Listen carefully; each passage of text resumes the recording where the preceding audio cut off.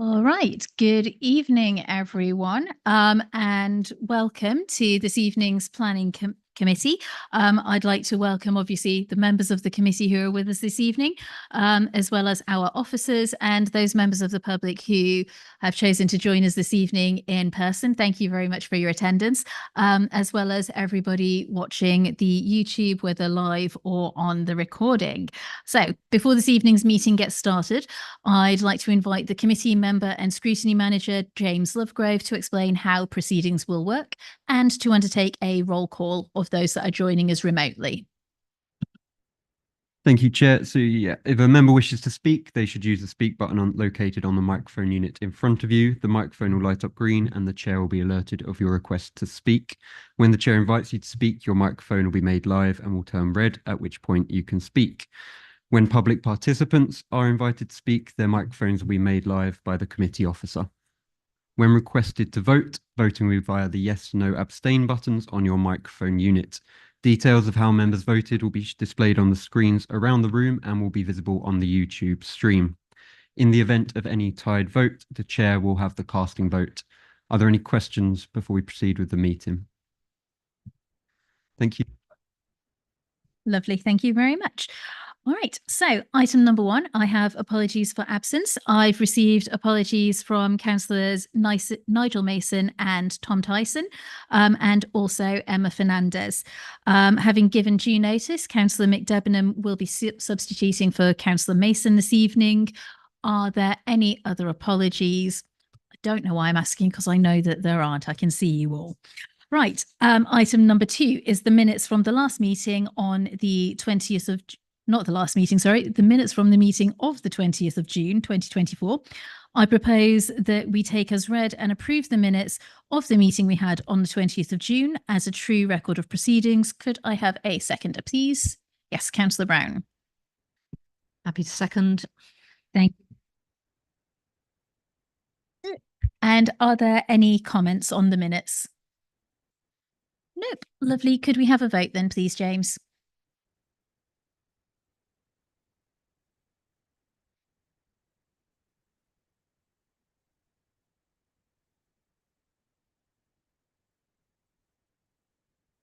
Thank you, Chair. That motion is carried. Lovely. Thank you very much. And item number 3, notification of other business. There has been none. Item number 4, Chair's announcements. Recording. In accordance with council policy, this meeting is being recorded and the recording will be available on both the council's YouTube channel as well as on our ModGov site alongside the documents from this evening's meeting.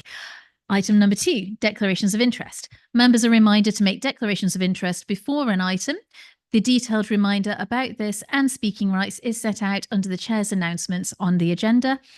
Item number 3, to clarify matters for registered speakers, which is the people I have on the second row behind my committee members this evening.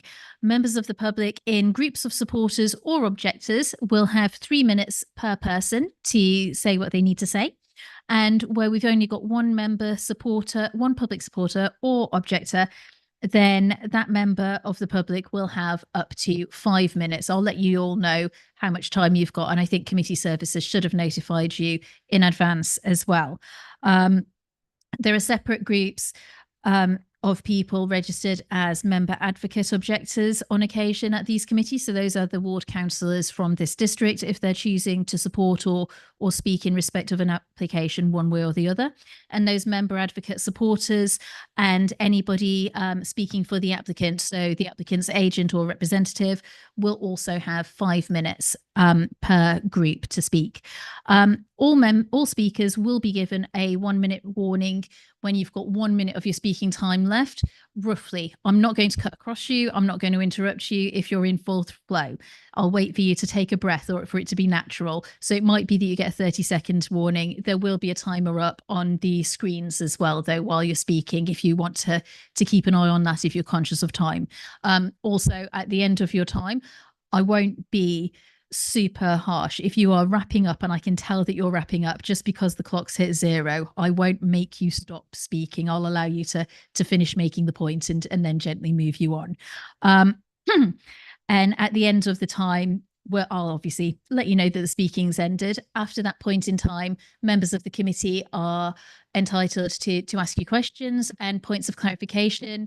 We ask that when you're answering those, it's an answer to a question rather than an opportunity to have a second speech, just in the interest of timeliness and also assisting the committee with the work that needs to be done this evening.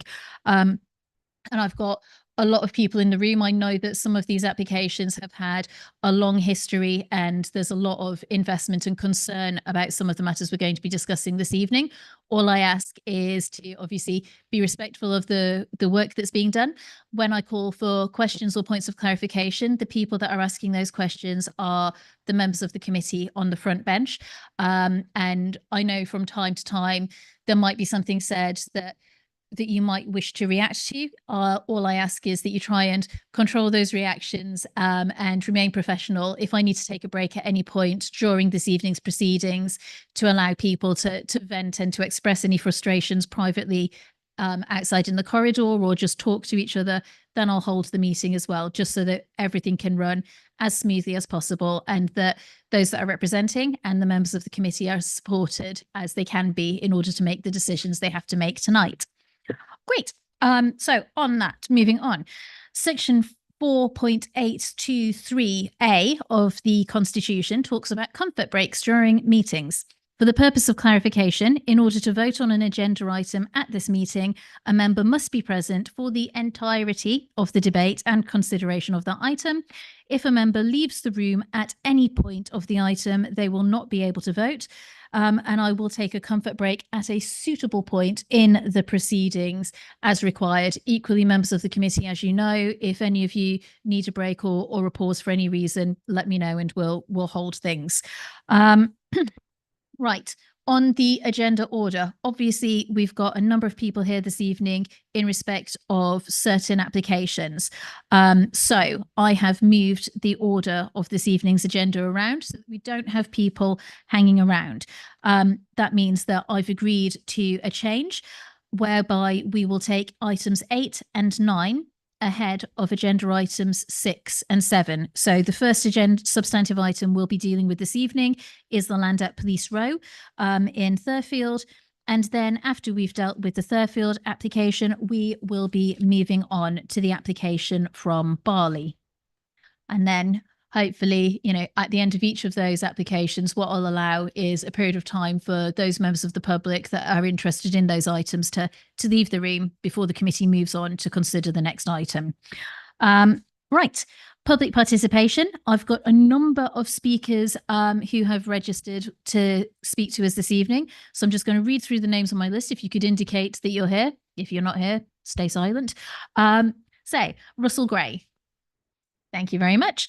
Charles Archer, Parish Councillor Andy Osborne, Ian Small, Jake Pavitt Golding, Parish Councillor Jeremy Carlisle, and Parish Councillor Yvonne Lee. Excellent. Thank you very much. Right, those are all of my announcements, other than to reiterate again, the Planning Committee reaches its decisions on the basis of planning policy, both national and those policies adopted and relevant to this local council. There is no politics in the room. If I get a hint that any member of the committee is being political, they will be told and they will be asked to consider things appropriately without their particular political preferences being involved. And members, of course, will reference above to the previous comments around disclosable interests, etc. So, rules done. Let's move on to our first application, which is agenda item number 8, planning application 23/01885/FP, land at Police Row between The Grange and 1 The Grange, Police Row, Thurfield, Herts. Alex Howard to present the report. Thank you, Chair, and good evening to everybody. I have a few updates for you, which I circulated to members yesterday, and this was put on the website, but just as a reminder for everybody here. So at the time of writing, which was on Tuesday, the following updates for members since the publication of the agenda and the reports pack for this evening's committee. We have received a draft Section 106 agreement from the applicant's legal representative, which has been forwarded on to the council's legal team for action in the event that the committee decide to resolve to grant planning permission tonight. The current recommendation, which is a resolution to grant subject to the receipt of the impact assessment and conservation payment certificate following an application to Natural England under the Great Crested Newt district level licensing and a response of no objection from the North Herts ecologist, is proposed to be amended to the following. The receipt of the impact assessment and conservation payment certificate following an application to Natural England under the GCN DLL or any other means of receiving a no objection from the North Herts ecologist. This is in light of the applicants considering alternative options to the Natural England GCN DLL that would suitably offset the potential harm to great crested newts. And this has been proposed by the Development and Conservation Manager, as we were unable to consult with the North Herts ecologist prior to this meeting. It is acknowledged in the report to committee that the Highway Authority are maintaining an objection to this development, primarily relating to the refuse collection arrangements for this site. As covered in the report to members, officers are of the view that the proposal, which includes arrangements for refuse collection from Police Row, is acceptable in the planning balance. It is considered that refusal of planning permission based upon the highway's objection is not a sustainable reason for refusal, taking all other material planning considerations into account. Nevertheless, officers acknowledge that the objection from the Highway Authority weighs against the proposal, and if this matter can be resolved without material amendments to the layout, which risk compromising the design integrity of the current design, then officers consider that this should be explored further. As such, in a meeting with HCC Highways officers last week, they confirmed that refuse collection from within the site could be possible without significant amendments to the layout. Therefore, should members consider that refuse collection from Police Row as currently proposed and considered acceptable by officers is unacceptable, this should not form the basis of refusal of planning permission, as this matter is addressed by the proposed amended recommendation, which is now as follows. That planning permission be resolved to be granted subject to A, the completion of a Section 106 agreement in line with the agreed heads of terms, B, the receipt of the impact and conservation payment certificate following an application to Natural England under the district level licensing or any other means to address the impact on great crested newts and a response of no objection from the North Herts ecologist. C, seeking to address the objection from the Highway Authority relating to refuse collection, which the Highway Authority have indicated can be reasonably achieved, and this matter be delegated to the Development and Conservation Manager and the Chair of Planning Control Committee, so this application would not need to come back to Planning Committee for this reason alone. D, an extension of time agreed to the statutory determination date to allow for A, B, and C to occur. And E, the conditions and informatives recommended in the report and any other reasonable and necessary conditions that are recommended by the Highway Authority. And just one final update, which is in relation to my officer report. There is an error at paragraph 4352, which states that the application has not been submitted with an archaeological survey report. The application has in fact been submitted with this survey report for archaeology, and this can be found in Appendix 3 of the Heritage Statement. Please note the conclusions from that report are aligned with the views set out in my report under paragraphs 4350 to 51. So that is the end of my updates. So we can go to the slides, please.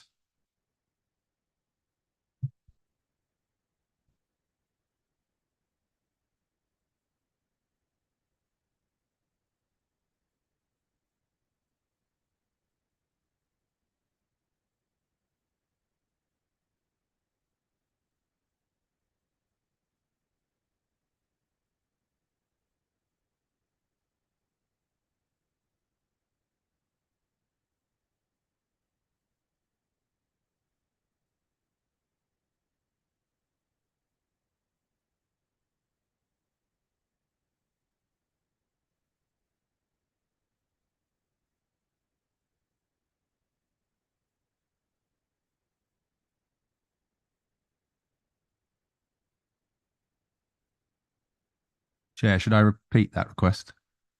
I don't know who's in charge of it. Have we got, is the officer online doing the slides this evening?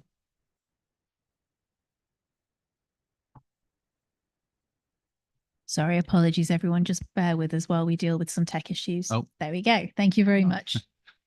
Thank you. Thank you very much.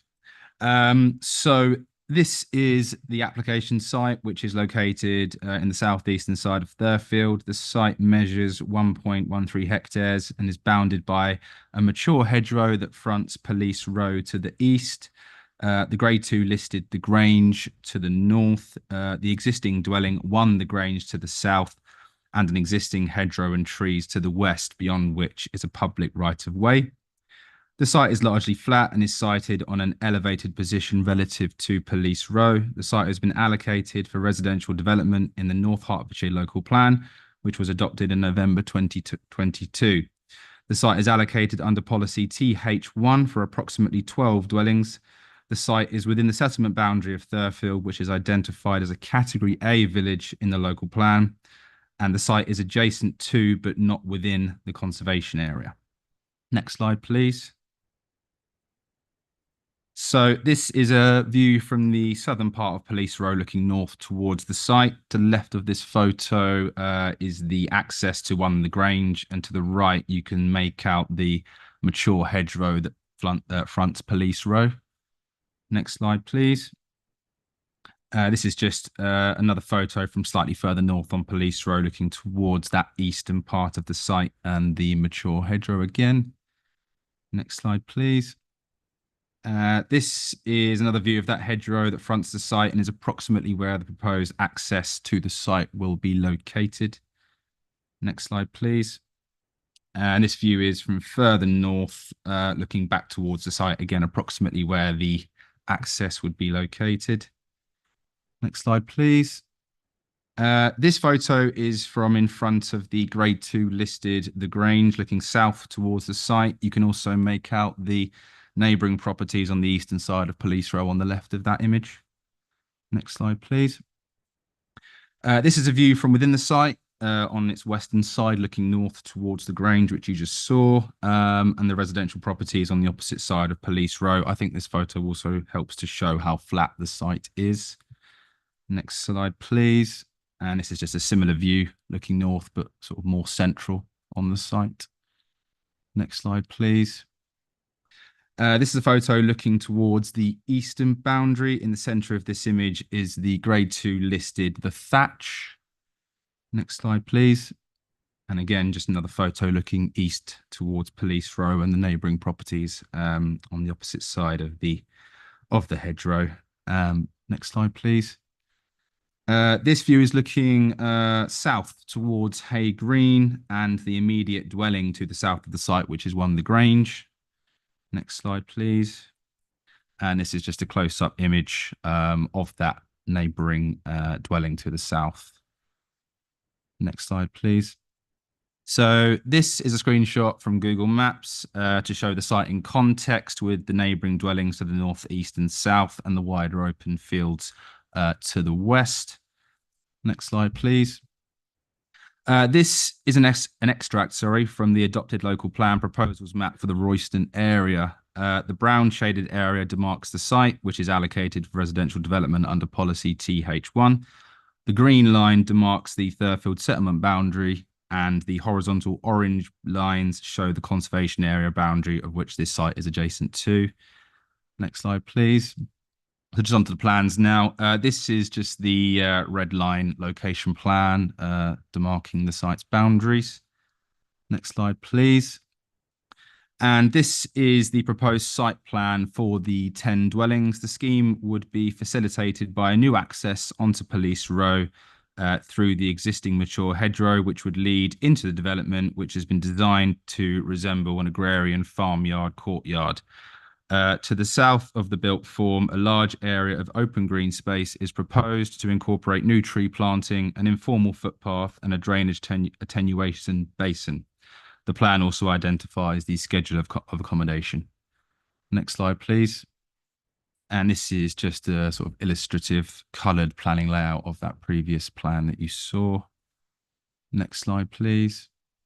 And this is the proposed access plan showing the new opening onto Police Row through the hedgerow.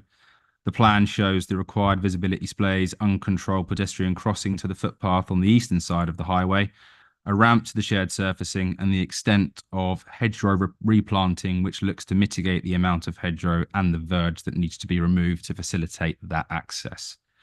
Next slide, please. This is the proposed parking strategy, which shows on-plot garage and visitor parking. Next slide, please. And this is the proposed fire vehicle swept path analysis drawing. Next slide, please. This is the proposed hard surfacing materials plan. Next slide, please. And this is part 1 of the proposed detailed soft landscaping plan for the entire site. There's a key on the right there that denotes all of the details. Next slide, please. And this is part 2 of that detailed proposed soft landscaping plan, focusing on the area to the south of the development and the attenuation basin. And again, there's more details at the bottom there to align with the key. Next slide, please. So these are the proposed floor plans for plots 1, 2, 9, and 10, which are the first 4 properties as you would enter the site from Police Row. Next slide, please. And these are the proposed elevations for plots 1, 2, 9, and 10. This shows the agrarian character of the dwellings, which reflect the edge of village location and context. Next slide, please. This is the proposed floor plans and elevations for plot 3. Next slide, please. These are the proposed floor plans for plots 4 and 5. Next slide, please. And these are the proposed elevations for plots 4 and 5, which are the 2 that you would see as you entered into the site. Next slide, please. So these are the proposed floor plans and elevations for plot 6. This is designed to reflect the sort of main farmhouse character within the farmstead context. Next slide, please. And this is the proposed floor plans and elevations for plot 7. Next slide, please. And the proposed floor plans and elevations for plot 8. Next slide, please. These are the proposed single and double garage floor plans and elevations for the proposal. And next slide, please. And these are just the proposed floor plans and elevations for the shed and cycle storages. And that is the end of my presentation. Thank you, Chair. Thank you very much. So do members of the committee have any questions for the planning officer? Yes, Councillor Brown. Thank you, Chair. So this is an allocated site in the local plan for 12 units. And this proposal is for 10. I note that for 10, Section 106 is required, but affordable housing is not. Is that correct? Yes, that is correct.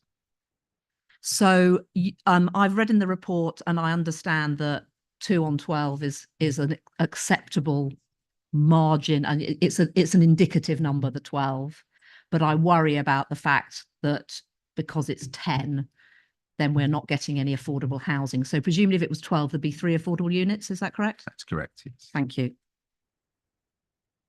Thank you. And Councillor Allen. Thank you, Chair. Is there a footpath plan for a footpath entrance onto this development? Because it looks like there's only one entrance. There is only one entrance into the site through the access. There is an informal footpath on the open space to the south of the built form, but no, there's no formal footpath entrance. So it looked like, sorry, Chair, right, so just carry on.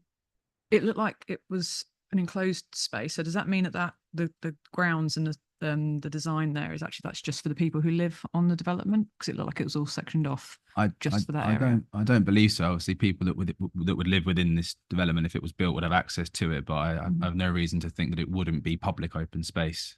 Yeah, I think the people there probably could access that part of the site. Yeah. Yeah. Okay. Thank you. Councillor Muir. I notice in the objections This meadow is known to flood during winter months. This scheme will make the issue worse.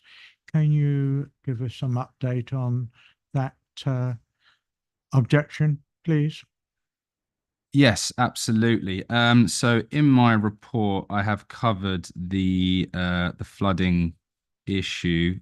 We had quite a lot of back and forth with the local lead flood authority.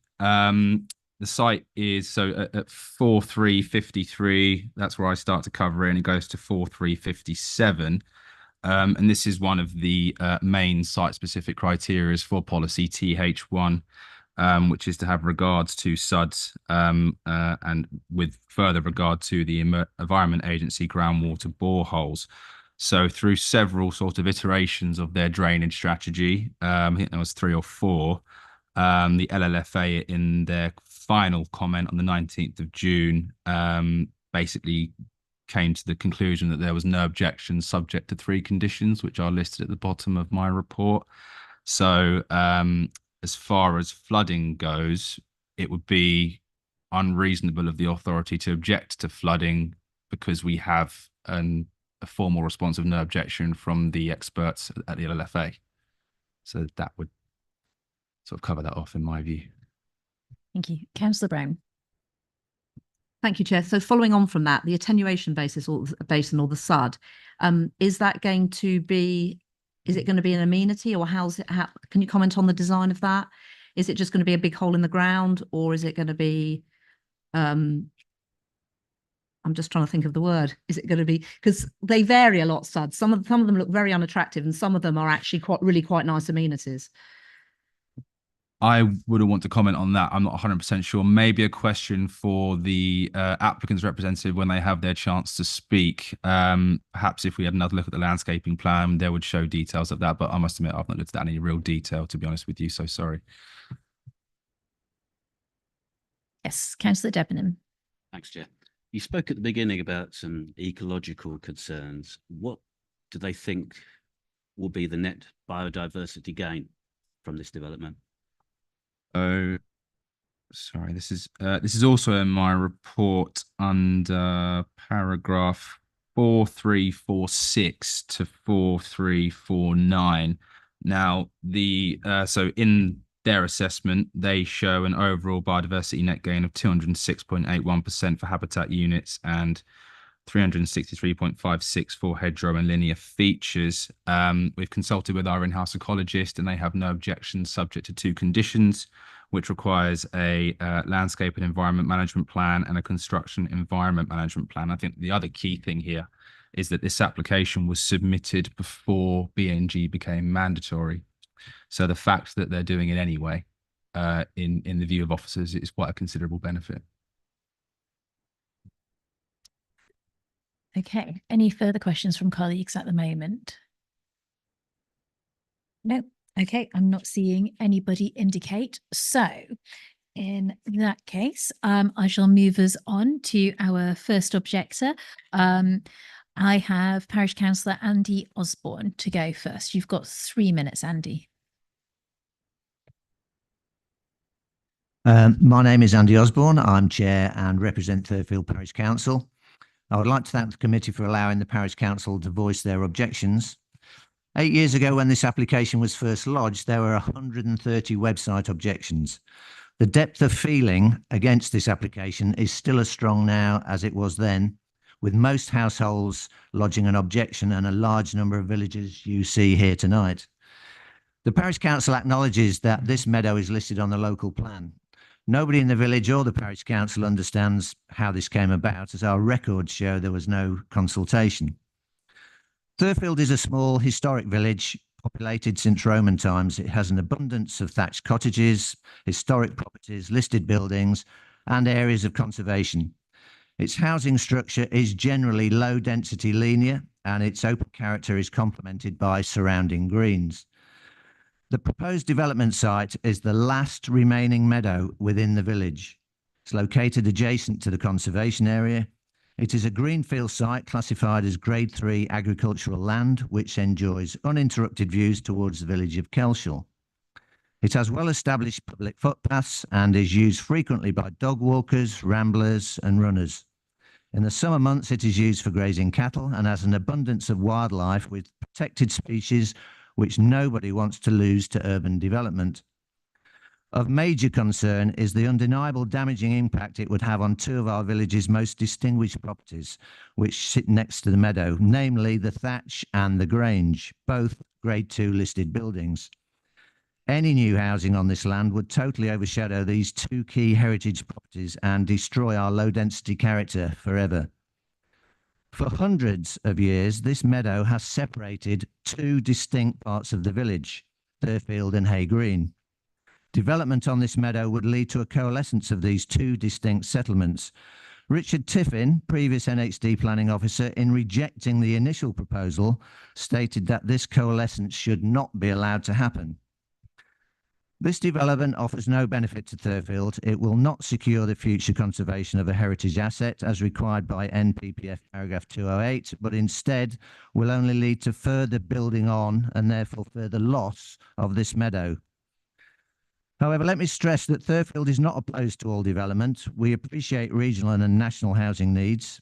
There is currently an additional application for 7 houses within the village boundary. Should both of these applications be approved, that would mean an increase of more than 10% of the number of houses in the whole village. If this development is allowed to proceed, be under no illusion that the fundamental character of our historic village and the intrinsic beauty of our countryside will be lost forever. So I sit here before you tonight on behalf of the community of Thurfield, and I call on you to make the right decision and reject this application. It is in your power to save our historic village and maintain our rural community. Thank you.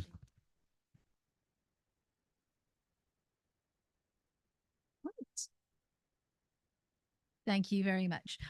Do you members of the committee have any questions? No, seeing nobody indicate. Right. In that case, I shall move on to our next objector, which is Charles Archer.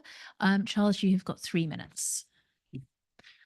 We have heard from the parish council representing the overall concerns of the village. Now I would like to focus on a couple of specific issues in a submission, namely the dangerous traffic intersection and the proposed low-level street lighting.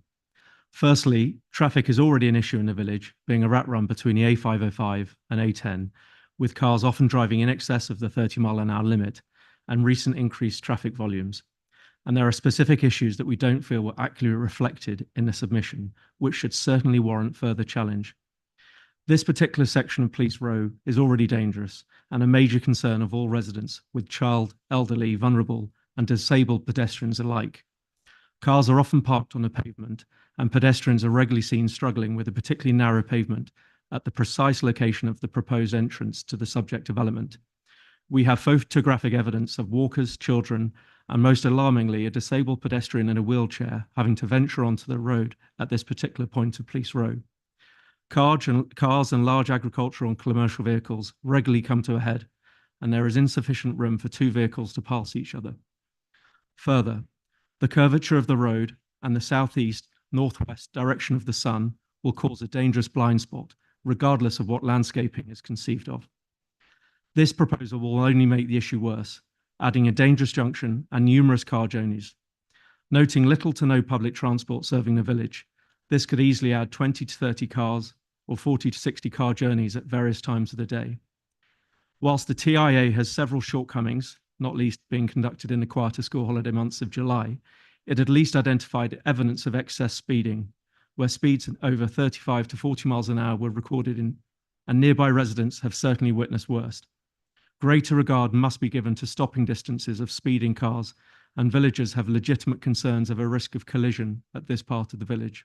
Got 1 minute. Thus, combining speeding cars, large agricultural and commercial vehicles, and introduction of a busy junction with increased traffic, we fear this could create a dangerous accident hotspot. Destroying an ancient hedgerow and natural wildlife habitat to alleviate this recognised problem of the blind curve in the submission is environmental vandalism and a crude attempt to solve an issue that need not be solved. It will irreversibly change the rural aspect of this part of the village. Secondly, the proposed low-level street lighting is wholly inappropriate for this village. We are a dark skies area, and street lighting would materially and adversely affect the look and feel of the village. Fairfield has for many years opposed the introduction of any form of street lighting, and I believe there is precedent in proposed lighting within the village being rebuffed at Meadow Way. Finally, it is clearly recognised there are serious failings in this submission, which has resulted in the design, layout, and proposed solutions to numerous issues being entirely contrived and solutions to a problem that need not exist. For all these reasons, and many more, this application should be refused.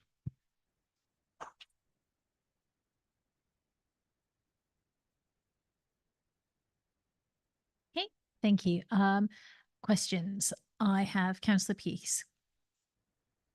Thank you, Chair. You mentioned that there is little to no public transport. Could you just tell us what public transport there is into Royston in particular?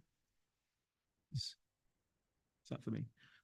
There's the Lynx bus, which is obviously chargeable and is only callable by way of an app, which obviously not all residents have, and it is not available at all times of the day and is busy and unavailable most times of the day, particularly if needed to be booked on the day itself.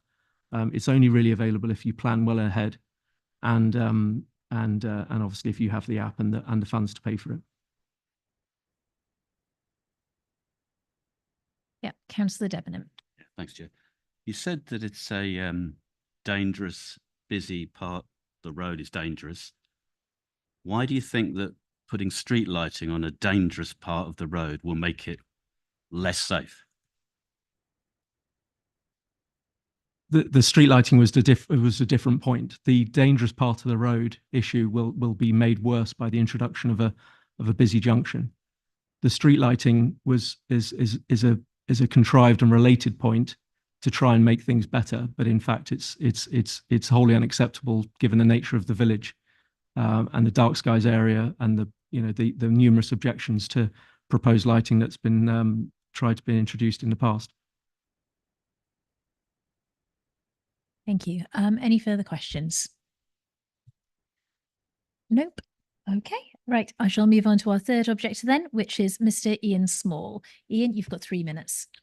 Good evening. Thank you, everyone. The Parish Council and Charles have covered a number of significant issues with the plans for the site, and I'm going to highlight the drainage failings with the proposal. Grange Meadow was historically and still is a water storage site. Photos submitted during the consultation from this and other winters show where water collects in ponds and the natural contours of the meadow.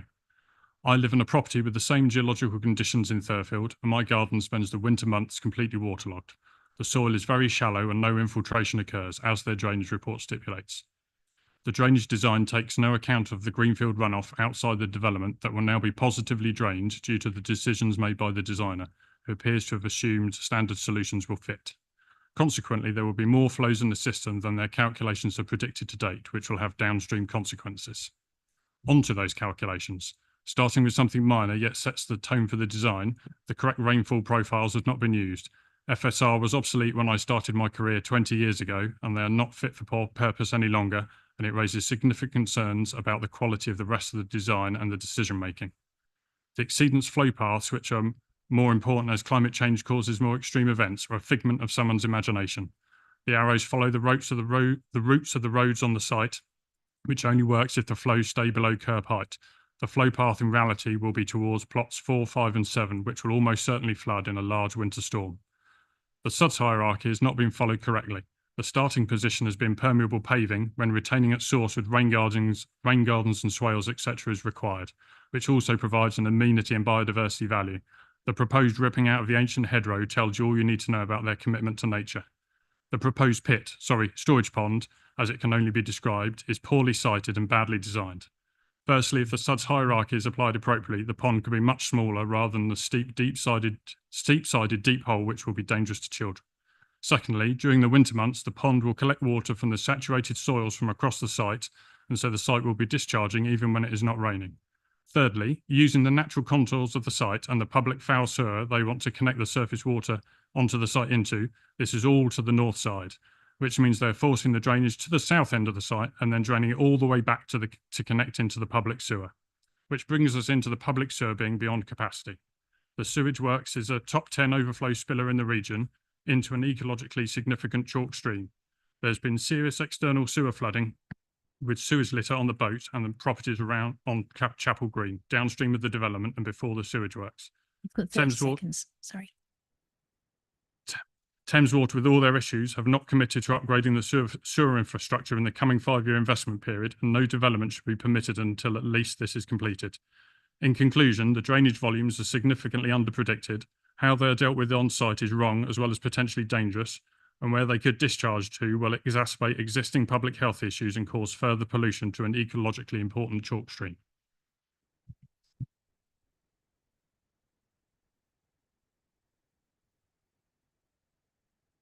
Lovely. Thank you very much. Do members of the committee have any questions? No? All right. In that case, I shall move us on then to hear from the applicant's agent. I have Mr. Jake Pavitt-Golding presenting. You've got 5 minutes. So I'll take this opportunity to introduce myself. My name's Jake, and I'm here on behalf of Woods Hardwick, representing our client Wheatley Homes. I'm the architectural designer on this scheme, and I have been working on the site for Wheatley since the submission of the most recent pre-application. Our client, Wheatley Homes, is a local house builder of over 90 years standing and is based in Letchworth. Our client gave us a free hand to design an appropriate, entirely bespoke scheme for the site based on our skills rather than using standard house types, leading to a successful and creative response to the site. Early on in the design phases, Wheatley Homes did reach out to the Parish Council, proposing to work with them, being aware that this was a sensitive site and wanted to put forward a design solution with input from local people. However, unfortunately, this opportunity was never taken up. However, we have worked incredibly closely with the local council and their consultees, most specifically the Conservation Officer, to come to a well-developed final design that you have before you. This ranges from the most recent pre-app through the submission and consultation process. The proposals take inspiration from the local architecture and designed as a traditional farmstead concept, with a farmhouse and 1.5-story buildings in a mostly inward-facing orientation, as well as a large setback from Police Row, reflecting the character of the local area with traditional agrarian-style architecture and materials, celebrating and respecting the context. This has resulted in the delivery of a high-level design scheme that successfully complements its surroundings. Careful consideration has been made to respect the adjacent conservation area and nearby listed buildings to the site. As is present in the design and access statement, figures 3.9 to 3.11, a computer-generated images of the site and its surroundings were made to ensure that any development has little impact to views from Police Row and does not at all impact the views to any of the nearby listed buildings moving from both directions along the road, meaning the visual impact of the development as you exit and enter the village is incredibly low. Furthermore, the southernmost area of the site is designated as open space, including a proposed community orchard, enhancing the open space that already exists and securing it as a publicly accessible space in perpetuity. I'll also add here that the drainage basin is landscaped. And this open space is enhanced with buildings fronting out onto the southern boundary. This choice was made intentionally as this protects the area from any further development and avoids any future coalescence from Thurfield to Hay Green, something that was important to both myself and Wheatley Homes, creating a defined edge to the settlement and creating natural surveillance over the open space to the south of the site. Owing to this, a clear gateway and edge to Thurfield would be defined by this proposal. The orientation and scale of the rear projection of plot 8 was done to sensitively reflect the opposite listed thatch cottage, whilst material choices and scale still give significance to it, once again enhancing and complementing the character of the local area. Finally, the refuse collection strategy was designed for the vehicle to stop along Police Row, no different to all the other properties currently along this road, meaning the vehicle is already stopping along Police Row, right opposite the site as well. So we don't think this really makes any material difference to highway safety other than that the vehicle would be stopped for a little bit longer. Furthermore, we didn't want to design a highway or a development that was constrained by needing to turn a refuse vehicle. We worked really, really hard with the conservation officer and the council to design an intimate farmstead concept and rural character. And we didn't want this to be undone by having to design it around a refuse collection vehicle. 30 seconds left, Jake. So we believe that this close involvement with the local planning authority and the conservation officer has delivered an outcome for the scheme that not only respects the conservation area, but contributes positively to it on this allocated site. We're recognised for its design ethos, so much so that it has been suggested as a suitable template for other schemes in North Hertfordshire and has been already referenced directly in another design and access statement for a obviously different site, giving credence to the success of this application as a well thought out proposal for its setting. Thank you for listening. Thank you very much. Colleagues, open to questions. Councillor Brown. Thank you. I've got two questions. The first one is, why did you choose to build 10 or propose for 10 rather than 12 as that site is allocated for 12? Yes, a reasonable question. This wasn't done with any intent or any consideration to affordable housing. That 10 houses was not chosen to avoid that. It was simply that 10 houses for the design and the mix that was appropriate for this scheme. That's how this application turned out in terms of it. For the design, 10 units gave us the best response to the site. Second question is the one that I asked the officer earlier about the attenuation basins. Can you comment about, and particularly in reference to what one of the objectors said about the design of the attenuation basins as an amenity rather than a big hole in the ground that is dangerous for children and not very attractive? Can you comment on the design of that, please? Yes, of course. So it is designed as an amenity space. If you look at the landscaping plan, I can't give you the specific details, but there's lots of different planting in and around the attenuation basin. And this is just adjacent to a community orchard that's designed as well. So that whole space is designed to be a large amenity space, including the attenuation basin. Right, Councillor Mantle. Thank you. During the consideration of this application, was any thought given to changing the housing mix? Because it strikes me that we have 4 and 5 bedroomed houses only, which doesn't add to the diversity of the site or provide any alternative accommodation for people who want smaller properties. So sorry, the question was... The question was any consideration given to changing the mix of properties? I mean, the mix of properties was agreed with the local planning authority and the local council and deemed as acceptable for the site.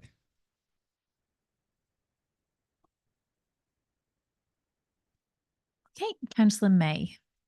Yes, I can't see any mention of the installation of solar panels on the properties.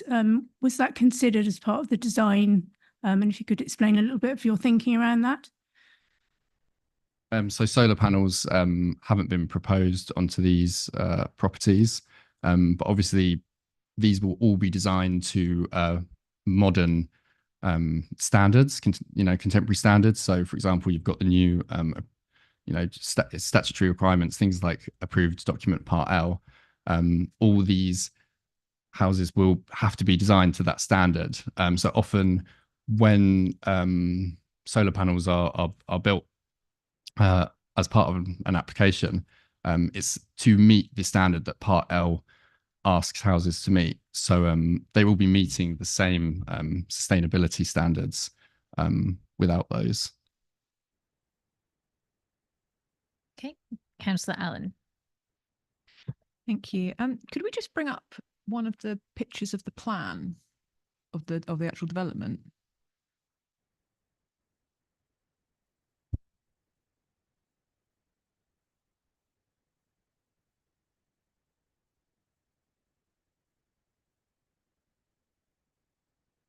Okay. I'm just curious about, sorry, I'm going to be really finicky here because of my other role at the council. I'm just curious about the comments about the bin lorry being allowed to idle on the road as it does in other parts of the village. And I've been to this village a few times trying to sort out the bin collections around the green. And are you expecting my crews to go to all 10 houses to collect the bins, bring them to the entrance, have them emptied, then take them back? Or are the residents going to be expected to take them to the entrance if we can't have the lorry go in, do its job, turn around and come back out again? Because I'm also concerned about the safety of my crews. Don't appreciate that's not really been taken into account. So at present, there's a bin collection point at the front of the site, just next to the access. So literally right on the access point, there is a bin collection point. So refuse workers wouldn't need to go into the site at all. It would be the job, the applicants, the occupants of the house, of each house would take their bin to the bin collection point. So the rules are that it's at curbside and it's at the boundary line of the property, not necessarily the development. So I think that's going to be something that's going to be really confusing. I do worry about the access, because if you can't get a bin lorry down there to do its job, then you're not going to be able to get other large vehicles down there to, I don't know, deliver items, do stuff at houses, all that sort of like onward going stuff of when you live somewhere, removal vans, etc. It's going to be I just think that access is a big problem with there only being one entrance and not enough room to maneuver. Yes. So we have tracked this for example, a fire vehicle to go into the site and turn around. So we would expect that delivery vehicles would be smaller than this and would be able to do that.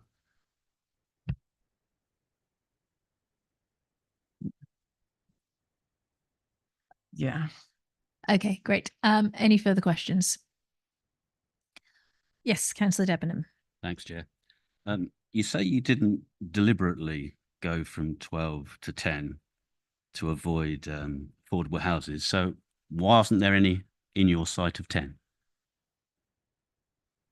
Why is there only 10? Why isn't there any affordable housing if you didn't cut it down to avoid having to make any? Well, because as a consequence of there being 10 as local policy, there is no need to supply them. So why are you doing 12? Because we understand, this is a really, really sensitive site, and the design of the scheme was an absolute priority. We worked really, really hard with the local planning authority and the conservation officer. That was the intention. It wasn't to avoid affordable housing. The fact is that 10 houses were 10 units were the optimum for the design proposals. And if the applicant then doesn't need to provide affordable housing as per policy, then they wouldn't.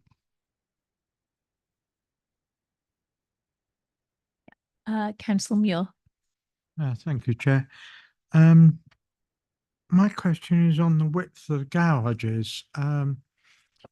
A lot of people can't put their modern cars into a garage because they're not wide enough with new 4x4s. So what is the width of the garage, and would Range Rovers and cars like that be able to be parked in the garage? Yes, they would. So this was actually a conversation I had with Andrew Dutton at Wheatley, the managing director, and we took their kind of normal standard size garages and made them bigger to meet parking standards. But also, this is a really, this will be delivered as a really high quality scheme. So we didn't want small garages that couldn't be used. We want enough space in the garages, not only for a large car, but also for storage and for whatever reason someone might want to use their garage for. So I can't remember the exact dimensions of it, but it is they're very wide garages, and they would certainly fit a 4x4 in. Okay, great. Yes, Councillor Billing. It's actually following on from what Amy, Councillor Allen was saying regarding getting big vehicles in. If there's a fire lorry being the same, potentially actually bigger than a bin lorry, how's that getting in? I think the refuse vehicles are bigger than fire vehicles. I mean, we've tracked it for a fire engine, so we know that that works. And I think refuse vehicles are much bigger than fire vehicles in terms of their length, at least, which means they have much bigger turning circles. So it's harder for maneuvering. Okay, right. I'm not seeing any further members indicating they've got questions. Going once. Nope. All right. I shall move on. Thank you very much, Jake. So it's over to you, Alex. Do you want to sum up and provide any points of clarification from the conversation we've just had? Absolutely. Thank you, Chair. Yeah, a lot's just been said. There are lots of different issues, and I think it's important to sort of centre back to the fact that this site is allocated for residential development in our adopted local plan. There is no objection in principle, and a lot of the matters and concerns that have been raised, some of which are actually in policy TH1 as site-specific criteria, have been addressed. You know, the conservation issues have been addressed, the coalescence issue, which is supported by the conservation officer. LLFA have got no objections. The access is acceptable to highways. So all of these things have been considered. I mean, just to touch on a couple of other points, you know, Thurfield is allocated as category A in our local plan, which is considered to be sustainable for a village. I've already touched on the impact on the Thatch and the Grange and the coalescence. Again, our conservation officer has considered this all and raised no objection to it. There was reference to the previous application on this site. I think that was in 2015 or 16 that Richard Tiffin dealt with. The policy circumstances since then have changed significantly, obviously due to the adoption of our local plan. The reference to low-level street lighting, I did include this following a comment from the Highway Authority, but when I saw that, I wasn't aware that Thurfield was a dark skies designation, so I've actually had that omitted from the access plan. So at present, the plans do not show low-level lighting. The points about Police Row and the access being unsafe, again, highways have considered the access and have no objections. Visibility spares are compliant. The removal of the hedgerow, again, 75 metres of it. You know, the site is allocated for housing and therefore needs to be served by a access which needs to go through the hedge, and there is replacement planting and considerably more planting, which is part of that BNG figure being so high. Touched on housing mix. The scheme actually delivers 3 4 and 5 bed houses, 6 3 beds, 3 4 beds, and 1 5 bed. And just finally, sort of round off on the refuse collection issue, which I sort of touched on at the beginning. So, yeah, at the minute, the proposal is to have the refuse vehicle stop on Police Row, bin collection area, each side of the access. So they would come and stop on the road for a bit longer than they already do, take the waste away, put them back, and then residents would be expected to take their bins back to their dwellings, which is the basis for the Highway Authority's objection. Now, what we've had a meeting with Highways, as I said, based on an indicative plan that the applicants submitted, and they're of the view that a refuse vehicle could, in theory, be capable of going into the site, reversing and leaving the site in forward gear. So that's the sort of rationale behind the proposed amended resolution recommendation. And I think that's all I'd like to say at this point. Thank you, Chair. Okay, great. Thank you very much. I've already got Councillor Muir indicating. However, what I'm about to ask for is a proposal from the committee. That can be anything that you like, colleagues. It could be to propose that we follow the officer recommendation to grant. It could be a proposal to refuse, or it could be a proposal to defer. So I've got 3 people on my screen. I'm going to go in the, I've got 2 people on my screen now. Thank you. I will go in the order that they lit up. So Councillor Muir. My question, Chair, if you will allow it, is one question to Alex. I notice on the plan that opposite is a sports pavilion and recreation ground. Do, not really knowing the site, but do users of that recreation ground park in Police Row, or is there enough car parking on the recreation ground? All right, I can hear the back row. I see a hand. The committee cannot take that into account, cannot ask questions, and cannot hear from you. Unfortunately, I'm very sorry about that. It's just down to the nature of how planning committees operate. Maybe at some point the rules around how we work it will change, but that's not tonight. So we'll carry on the way we are. Michael, you've missed your opportunity for questioning the officer. However, I think that's a question that could potentially add value. So Alex, if you are able to answer, can you help? My response is, I mean, I'm looking at the Google Earth of that pavilion, and the parking area does look quite small, to be honest with you. I don't know for sure if cars park on Police Road, but I know that some of the responses I received from the residents and including the Thurfield Conservators did indicate that that does happen. I am afraid that only members of the committee are covered by the council's constitution, which means only members of the committee can raise a point of order.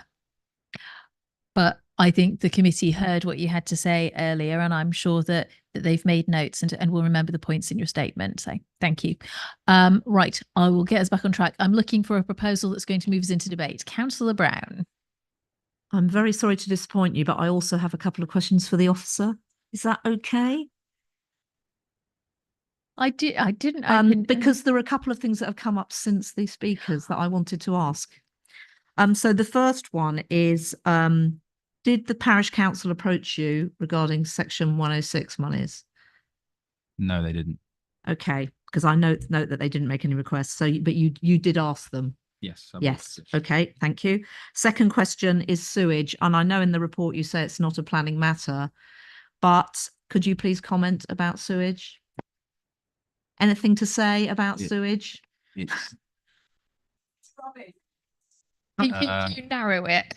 Well, there's obviously one of the objections is that there's an issue with sewage, and we know we've got a national crisis on sewage. And my understanding, and correct me if I'm wrong, is that regarding sewage, water, and all those kind of things, it's not a planning matter, but they're statutory obligations that have to be fulfilled for the planning to go ahead. Is that correct? I think I'd like to pass to. Yeah, Mr. I think Grieve Sean's on going to that come point. in on that. Thank you. There is a statutory requirement for the sewage and other undertakers to make provision when planning permission is granted for residential development. It isn't the case of the sewage company dictating whether or not we should grant planning permission. If we grant planning permission for housing, then the sewage company is statutorily required to make provision to serve that development.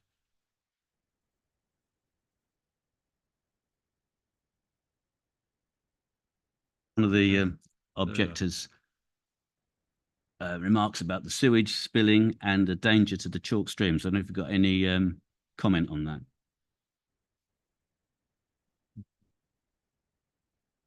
Yeah, there's a statutory requirement placed upon the undertakers to avoid doing that. We have seen in the news that a lot of them have been acting illegally, but what we cannot do is make a determination and planning based upon that matter.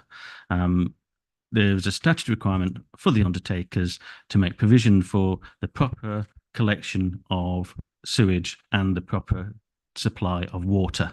And what we cannot do is refuse planning permission based upon that matter, because there's a statutory requirement for them to make provision for the development. Okay. All right. So back to normal procedure. I need a motion from a member of the committee that will move us on to then debate that particular motion. As a reminder, obviously, we are considering planning reasons in respect of this application, national policy, local plan, current local policies, and any decision that we make needs to be supported by robust reasoning that is grounded in those planning reasons. So, colleagues, does anyone have a proposal? Councillor Billing. Can I do it just I just want confirmation from the previous application. Was that for 26 homes previously? Okay, based on that information, I wonder if we could put forward suggestion for this to be changed to 12 dwellings. Is that not possible? Because it is part of our local plan. That would we have to be a new application effectively, because it would mean the whole thing has to be redesigned to Right, I accommodate see. those additional properties. Yeah. Yes, Councillor Allen. Purely for the purposes of us being able to move into debate, I propose that we grant the application. Okay, I need a seconder for that. Yeah, Councillor Brown. I'm happy to second, and I'll reserve my right to speak. That is absolutely fine. Right, we've got a proposal to grant that's been proposed and seconded. Colleagues, over to you for debate.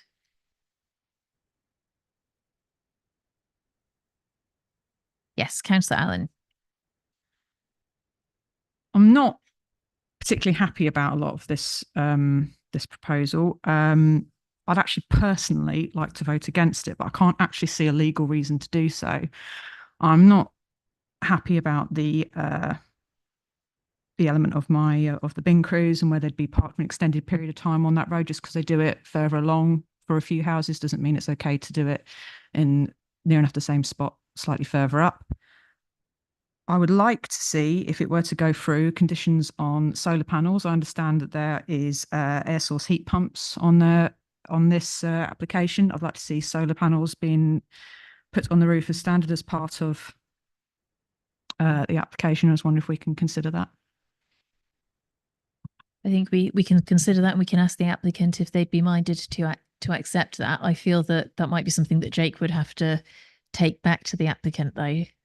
I think so. I would have to speak to the applicant on that matter. Okay, so we wouldn't be able to agree that as a condition this evening, but as things currently stand, there's no policy basis for requiring solar panels to be installed. Obviously, we want to see sustainable houses, and the applicants indicated that they've managed to achieve Part L of the building regulations without solar panels.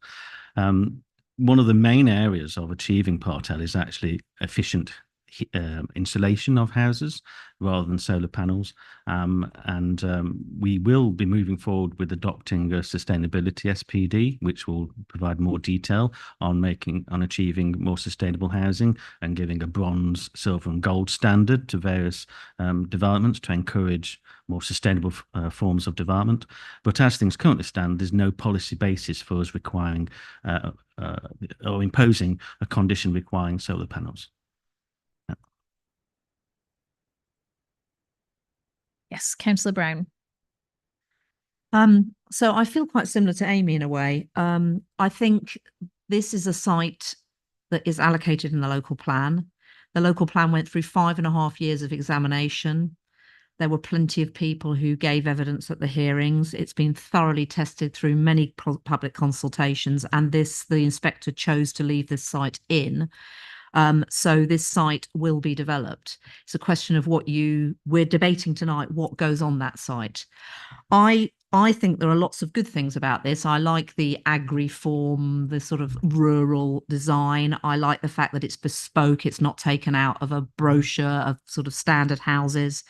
I'm disappointed that the parish council haven't worked with the applicant. I think I've seen this happen so many times where the parish council doesn't want the site, therefore they don't work with the applicant and therefore don't get the best for their community, which is a shame, because probably could have asked for more. Although having said that, there's a lot in the Section 106 agreement. There's an awful lot allocated to education, etc.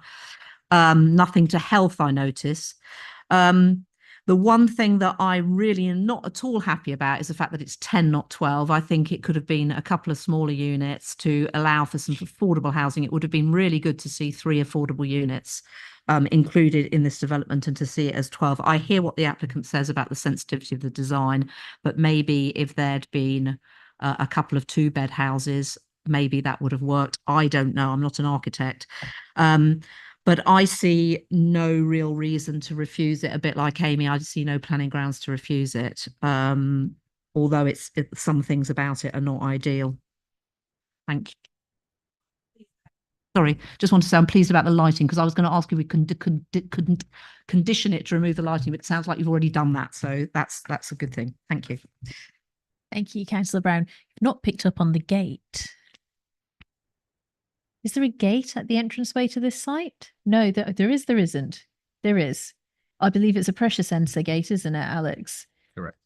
Reference back to this committee's previous comments around gates and how we feel about that. I'm going to throw a question open to colleagues. How do we feel about developments which have gates to be accessed? Are we in favour of those in terms of our policy? I'm seeing some heads being shaken at me. Nope, the district has for a long time had this approach that we don't want gated communities. We like things to be open, accessible, and to have that natural flow through. It creates more welcoming communities, and also sort of removes some of this sense of elitism that you do get with those gates. Would the applicant be amenable to perhaps not having a gate on the entrance to Police Row? Yeah, I think that's a very minor Yeah. point. So yeah, I'm sure Yeah. that would be fine. So can we do notwithstanding for that?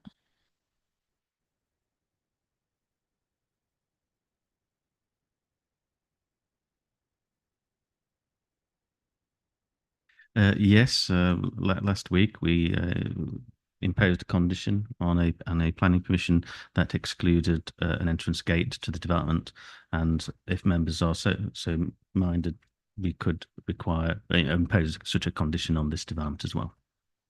I think members of the committee are so minded, so we'll go with that. I did have, I think, Councillor Peace on my screen, but then you dropped off. Yeah, because I didn't really want to talk about gates. I think I was going to say something very similar to along the same lines as Councillor Brown. I think it's a shame that we haven't got a development proposal here that has 12 houses and facility for a refuse vehicle to access it without waiting on Police Row. And if we had that, then I think we would all be very minded to just simply grant permission. Can I just ask, with the update that we got beforehand, is the intention that the applicant is going to go away and redesign the site slightly so that a refuse vehicle can get in and out, and then yourself and yes, maybe Sean can answer. Yes, the recommendation is that there'll be a time period during which the Section 106 agreement is finalised and the effect upon Great Crested Newts is resolved. There'll be a period over which we can look at the matter again. We had a meeting with the highway officers and they indicated that there is a solution that will achieve access by refuse vehicles that wouldn't involve significant changes to a scheme that's taken a long time to negotiate in terms of the effect upon heritage and achieving a very high quality design. When you're looking at schemes such as a farmstead type development, what you don't want to do is design it around achieving access by a refuse vehicle, because then you're departing from that basic concept. But in this instance, the highways officers indicated, well, actually, you may well be able to do that. And so we will explore that during that period. If there are any issues with regard to that matter, the officer will come to me and we'll discuss the matter with the chair. And if there's a problem, we may well have to come back to Planning Control Committee, but the highways officers indicate that there should not be. Okay, and just remind me as well, Sean, the diagrams on the portal that show the turning area for a refuse vehicle outside Unit 7 and Unit 3, are those part of this recommendation, or are they superseded now? They weren't part of the submission. They're informal submissions. But if we can bring up the layout plan, I might be able to explain a little bit further what the potential solution might be.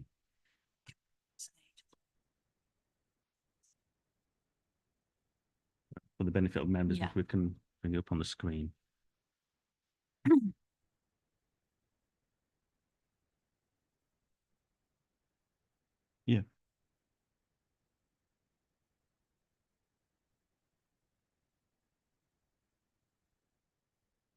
Do you remember which side it might have been? It's I'm not sure what slide, but there's several layout that any of this. Yeah.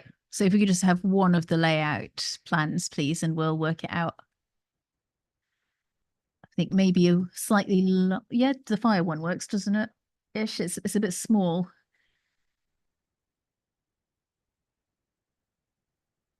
I think go back to the file. Oh, that one I'll do. Yeah.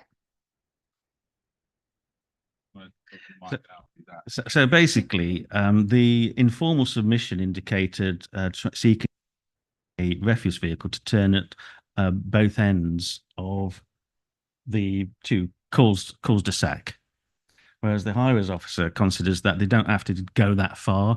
The refuse vehicle can pull in at the entrance, turn at the first head, and then reverse back and pull out again. And that would achieve a refuse vehicle entrance into the site without significantly changing the actual layout itself. There may be some minor tweaks on the bend, but nothing major. So that's what we're going to explore further during that period, if members resolve to grant planning permission. And of course, as the applicant will hopefully agree and will comply with the condition in respect of the gate, it means that the refuse vehicle is now not going to need to potentially wait for the pressure sensor and the gate to talk to each other and open, etc., etc. Okay, Councillor Muir. Thank you, Chair. I am a little disappointed in this application for several reasons.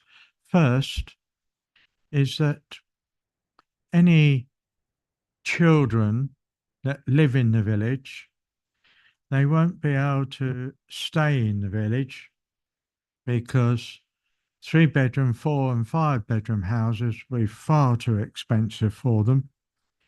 I feel that in a village community like this, there should have been some 2-bedroom houses for youngsters to buy or rent.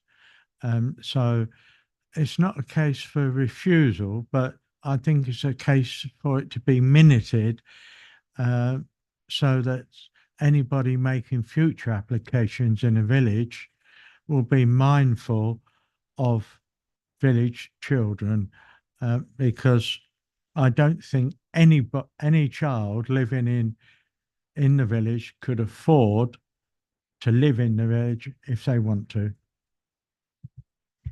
Thank you very much. That's an excellent point from a community standpoint, and I think it's something politically that will likely be driven forward in the development of wider policy. Unfortunately, as colleagues have indicated, and as we've been advised by officers, that's not current policy. The application appears to be broadly compliant with the local plan policies and the existing national framework, as well as a lot of our local policies. So I have had a proposal to grant made. That proposal has been seconded.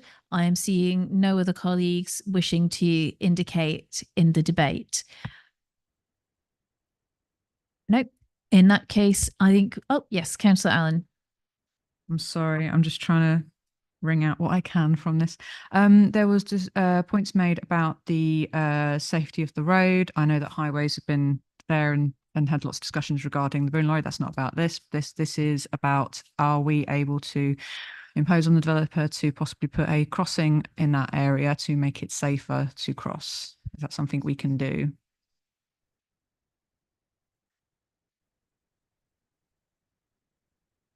Given the size of the scheme, there'd be no planning basis or lawful basis to require a crossing at that point. If it was a much larger scheme, that would make a material difference in terms of people crossing the road, then yes. But given the very small scale of the development, there'd be no basis for us to require that, I'm afraid. Okay, thank you, Chris. Thank you, Sean. Okay, colleagues. So I think everybody said everything that they're intending to say in this part of the debate. I've had a proposal, it's been seconded. Could we please move to a vote?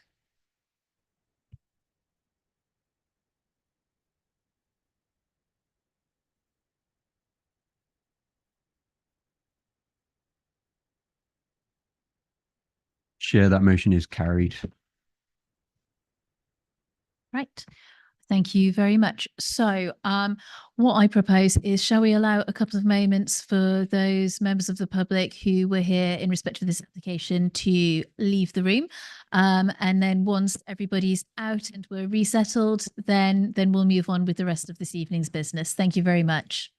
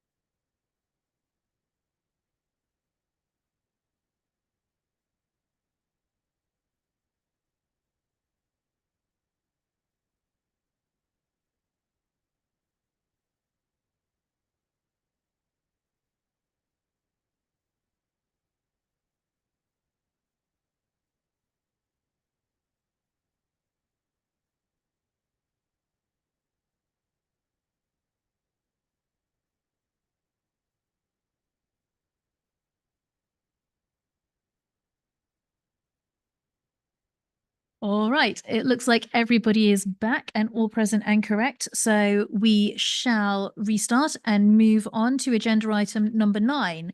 This is the land north of 2 Millers Close, Picknage Road, Barley, Hertfordshire, planning reference number 23/02948FP. And Melissa Tyler is our officer. So Melissa, over to you. Good evening, councillors and members of the public, if there's any left. Oh, sorry. Can you hear me now? Yeah, sorry. Right. Thank you. Since the report has been published, I've no updates, so we can go straight to the slides.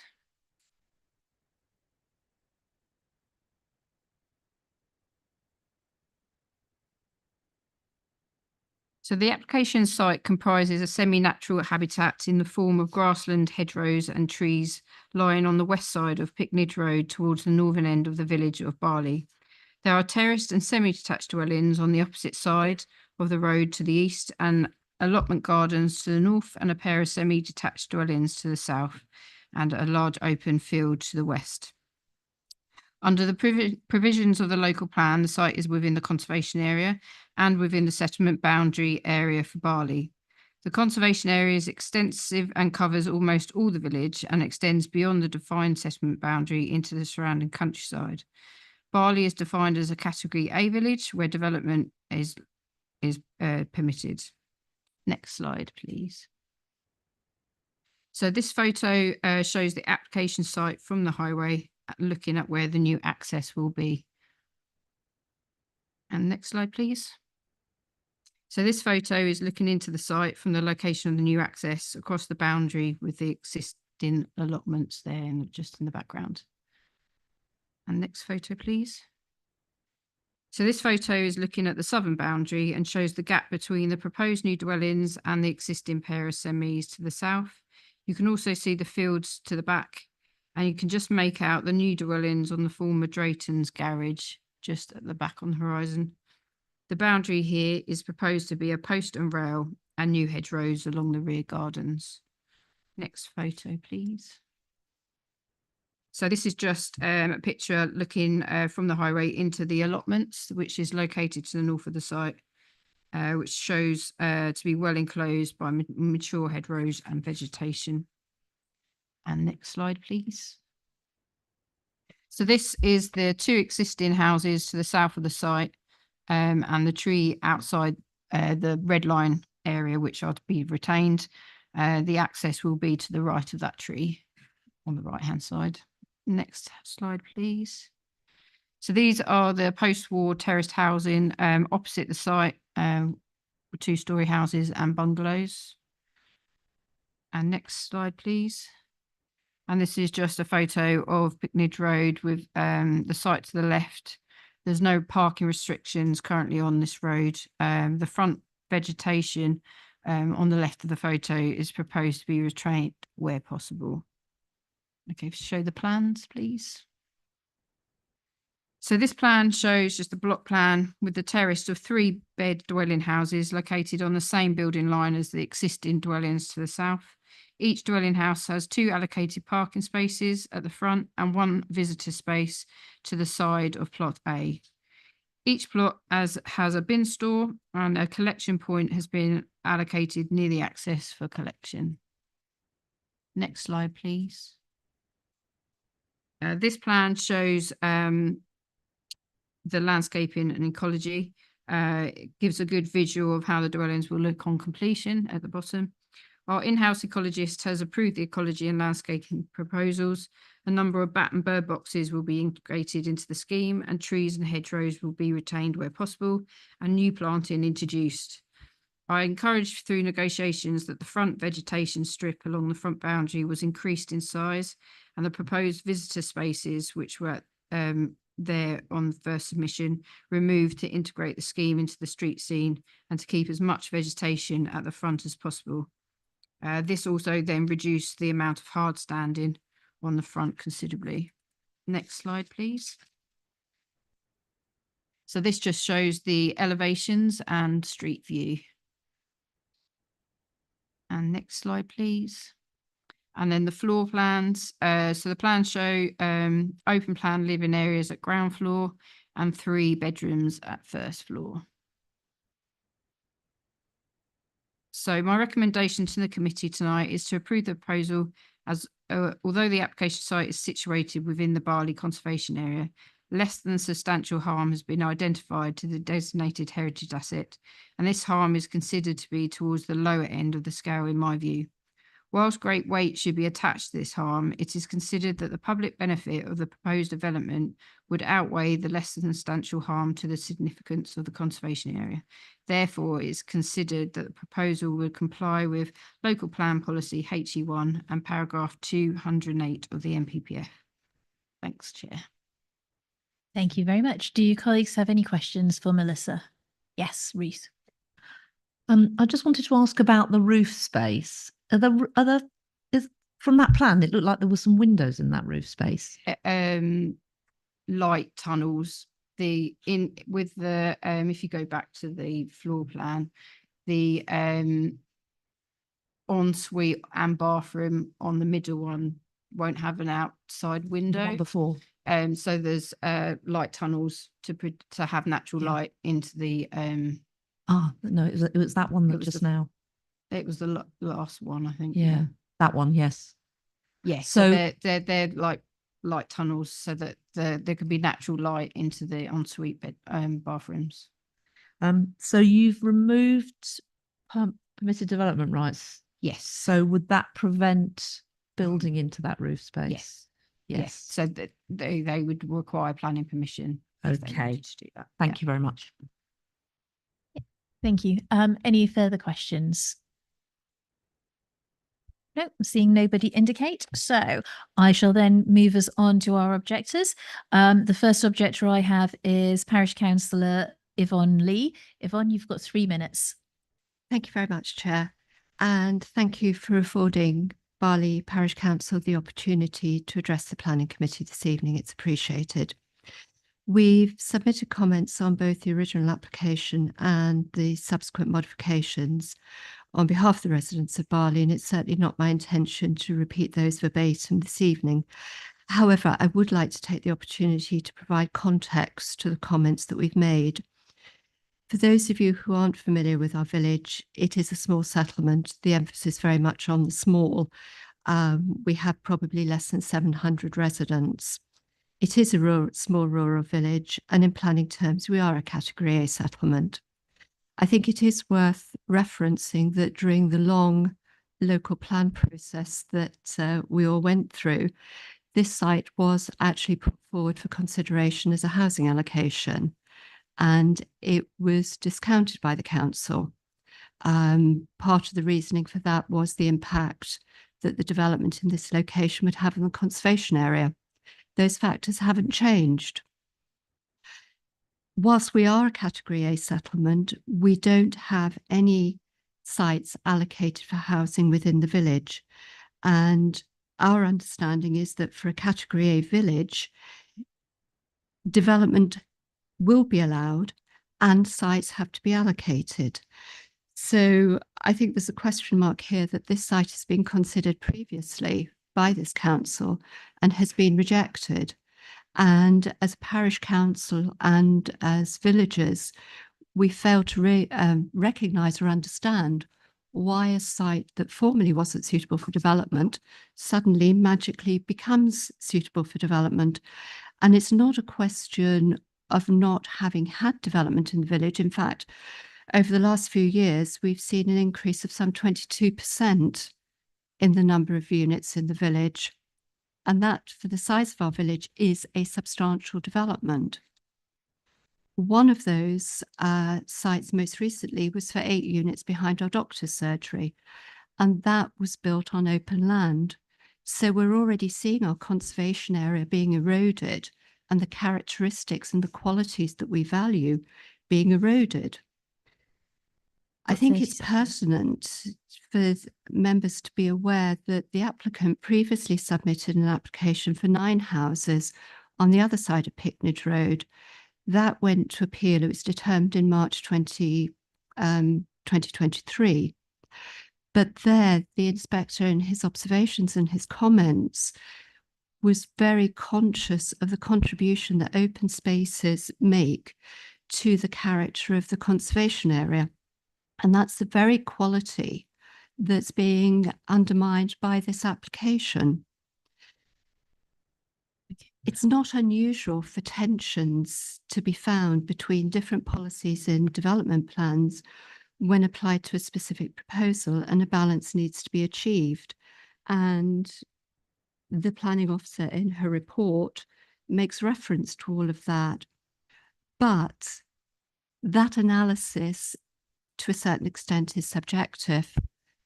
But we feel that a different view on planning grounds can be achieved contrary to the planning officer's view. And indeed, her own conservation officer disagrees with her assertions. Thank you. I'm going to call time, but thank you very much. Colleagues, do you have any questions for the parish councillor?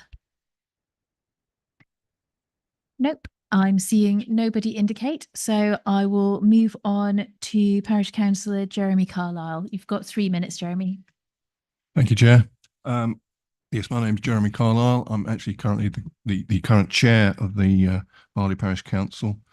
And picking up on my colleagues' later comments, or last comments about the conservation officer, the conservation officer in this instance is quite vehemently opposed this application on the grounds of the damage to the conservation to the conservation area, but which the planning officer in this case has chosen to largely disagree with and to overturn, and not really to pay very much attention to, caveating it just within her opinion. However, the fact remains that we were consulted on 2 occasions on this application in January and in June. In January and June. On your website, however, it shows that we should have been consulted on 2 further consultations dated the 9th of July and the 15th of July, which we have not been. The point about this is that the changes, which I happen to be double checking on the website today, show some amended plans, which we have not previously been made aware of. The significance of most of that is to do with the reduction of visitor parking on site. There is some landscaping enhancement that goes with it, but that's relatively immaterial. The planning officer has stated in her report that in dealing with parking, that there's plenty of room on Picnic Road itself, and therefore, people, visitors, deliveries, whoever, should be able to park there. That is an outrageous statement as far as we're concerned, and it repeats the situation we have with Drayton's Garage, which is currently virtually complete on our high street, and where we have 10 units. In truth, there are 12 units, and where there are only 4 visitor car parking spaces. We already have unbelievable congestion out on the high street, largely caused by residents who have, and where the scheme is not wholly occupied yet, it's less than 50%. To expect people visiting the site to park on the road is frankly just not acceptable. And this application, so far as Picnic Road is concerned, has gone from bad to worse in Parish Council's opinion. 30 seconds, Jeremy. Thanks. The Picnic Road itself is a 30-mile-an-hour speed limit road, where we already have recorded speeds of 40, 50 miles an hour. And to encourage people to park out on the road is just, incredulous. The other thing about this is that emergency vehicles, refuse vehicles, trying to sort of get on and off the site will not actually be able to do so with vehicles that currently park out on Picnic Road being there. And even if they weren't there, the tracking of those vehicles oversails the pavement on the opposite side of the road. Thank you. I'm gonna call time. Thank you very much for your contributions, both. And I can assure you that colleagues have seen obviously the summary of the objections. I can see the objections that were raised and recorded on the portal as well. Actually, I want to clarify with Sean just before we move on that point that Jeremy raised around the consultations and whether the parish council was consulted appropriately at the right times. Of amended plans, and that was in June, and that's when they were consulted a second time.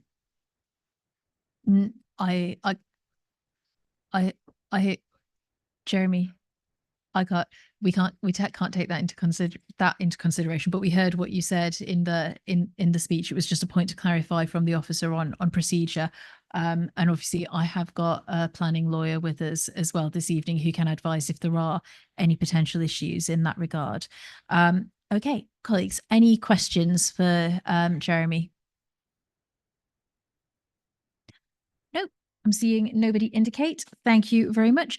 Okay, so Melissa, do I have an applicant on this? No, I don't. Melissa, I'm coming back to you then. I think for your summing up.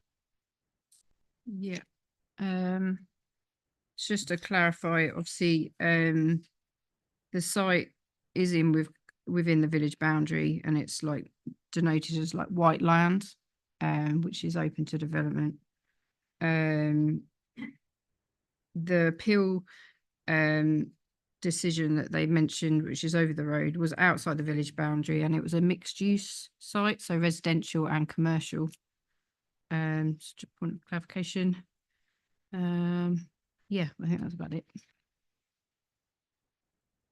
Okay. All right then, colleagues. So I guess what I need now then is a motion. Councillor Brown. I'd like to ask a question. Go Sorry. Go on. I don't know whether it's Sean or Melissa, but this site was considered for the local plan but not included. But we're now saying it's okay for development. And Melissa's saying it's white space but not allocated. Can you comment on what's changed and why it should be built on now? There may be many reasons why a site is not considered through the local plan process. And that can include such as the size of the site, because the local plan process looks at larger developments of 5 or more normally, rather than smaller schemes such as this. As far as the principle of the development is concerned, our local plan policy SP2 is relevant. This settlement is identified as a category A village, and general development will be, and the policy says general development will be allowed within the defined settlement boundaries. This site is within the defined settlement boundaries. It's also within the conservation area, but the Barley Conservation Area actually covers pretty much all the village, plus a lot of surrounding countryside as well, which is quite unusual for a conservation area, which usually concentrates on the historic core of a village. But putting that to one side, the site is within the village, and in principle, general development is allowed within the village confines. As Melissa mentioned previously, the previous appeal, which was dismissed on appeal, was outside the village boundary. That's one of the main policy differences. When you're outside the village boundary, you're in the open countryside, and a general policy of constraint applies then, rather than otherwise within the village, a policy of constraint does not apply. A more permissive policy actually applies, and the principle of development is acceptable within category A villages. I think that's all I have to say on that. And thank you. Okie dokie. Great. So I'm looking for a proposal or a motion from colleagues. The recommendation from officers is to grant, but it's over to you. Councillor Mantle. I'm happy to propose that this be granted Thank on you. the conditions that in the report. Thank you very much. Can I have a seconder, please? Yeah. I see Councillor Allen. Happy to second, Chair, and reserve my right to speak. Okie dokie. Lovely. Thank you very much. Right. So any debate on the motion that's been proposed, colleagues? Yes. Councillor Brown. So I know this site really, really well. I've walked up and down that road many, many times delivering leaflets. And that pair of semi-detached houses that's adjacent, I know it very well. And it's a bit of an odd piece of land, to be honest. And it's got the terraced housing right opposite. And to my mind, these 3 terraced houses are quite in keeping with what's already there. So that's why I just wanted clarification about what had changed. And I hear what's been said about the other site that was outside the boundary. I know there is a lot of building going on in Barley, the site behind the surgery, and then there's the Drayton Garage site. But as we've heard, it is a Category A village, and so I do think it is acceptable, and so I think I shall be supporting the application. Thank you very much. I am not seeing any other members of the committee indicating that they want to speak on this. So I've had a proposal that we resolve to grant this application. It's been seconded. So could we move to a vote, please?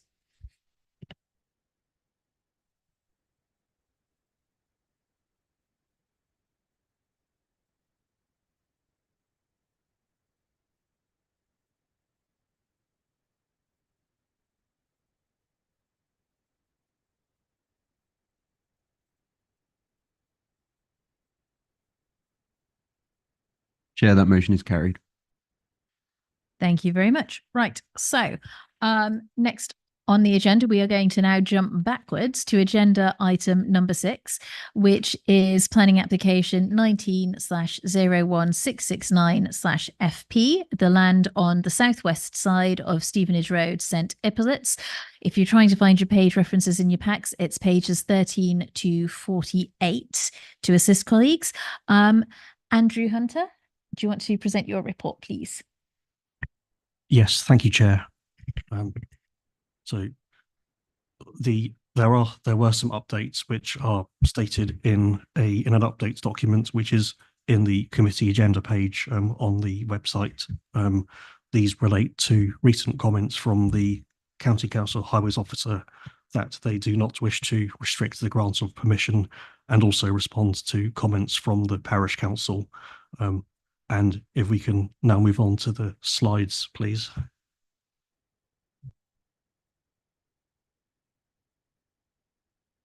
Thank you. So this shows the site, which is allocated housing site SI2 in the settlement boundary of St. Ipolyts, a Category A village in local plan policy SP2. The site in the southeast area of St. Ipolyts. A public footpath extends through the east of the site, which connects Stevenage Road and Spurbury Hill, which the site is between. And the site is presently largely overgrown and not in use for any purpose. And there are numerous trees and vegetation on or near most of the site's boundaries. Next slide, please. The site location plan. So next slide, please. This is looking southeast down Stevenage Road to the northeast boundary of the site, which is on the right of the road beyond the fencing. Next, please.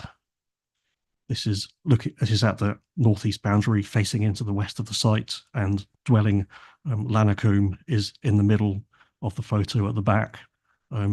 Next one, please. This is looking more to the east, and next photo, again slightly further east, and next one. This is a bit further east or southeast down Stevenage Road with the site again on the right. Next one. This is looking back up Stevenage Road with the site on the left in the foreground, and some nearby dwellings on the further up on the left. Next one, please. This shows the rest of the northeast boundary of the site, with the public footpath entrance is on the right of the road, at the lighter break between the trees. Next one, please. This is at the footpath entrance, looking down the footpath to the southwest. Next one. This is from the northern part of the footpath, looking across the site to the west boundary. Next one. This is looking further southwest, and next one. More to the south, down the footpath. Next photo, please. This is looking southwest from the southern part of the footpath, and the south footpath entrance is on the left, and some southern boundary trees are on the right hand side of the photo. Next one. This is looking further to the west along the south boundary. Next one.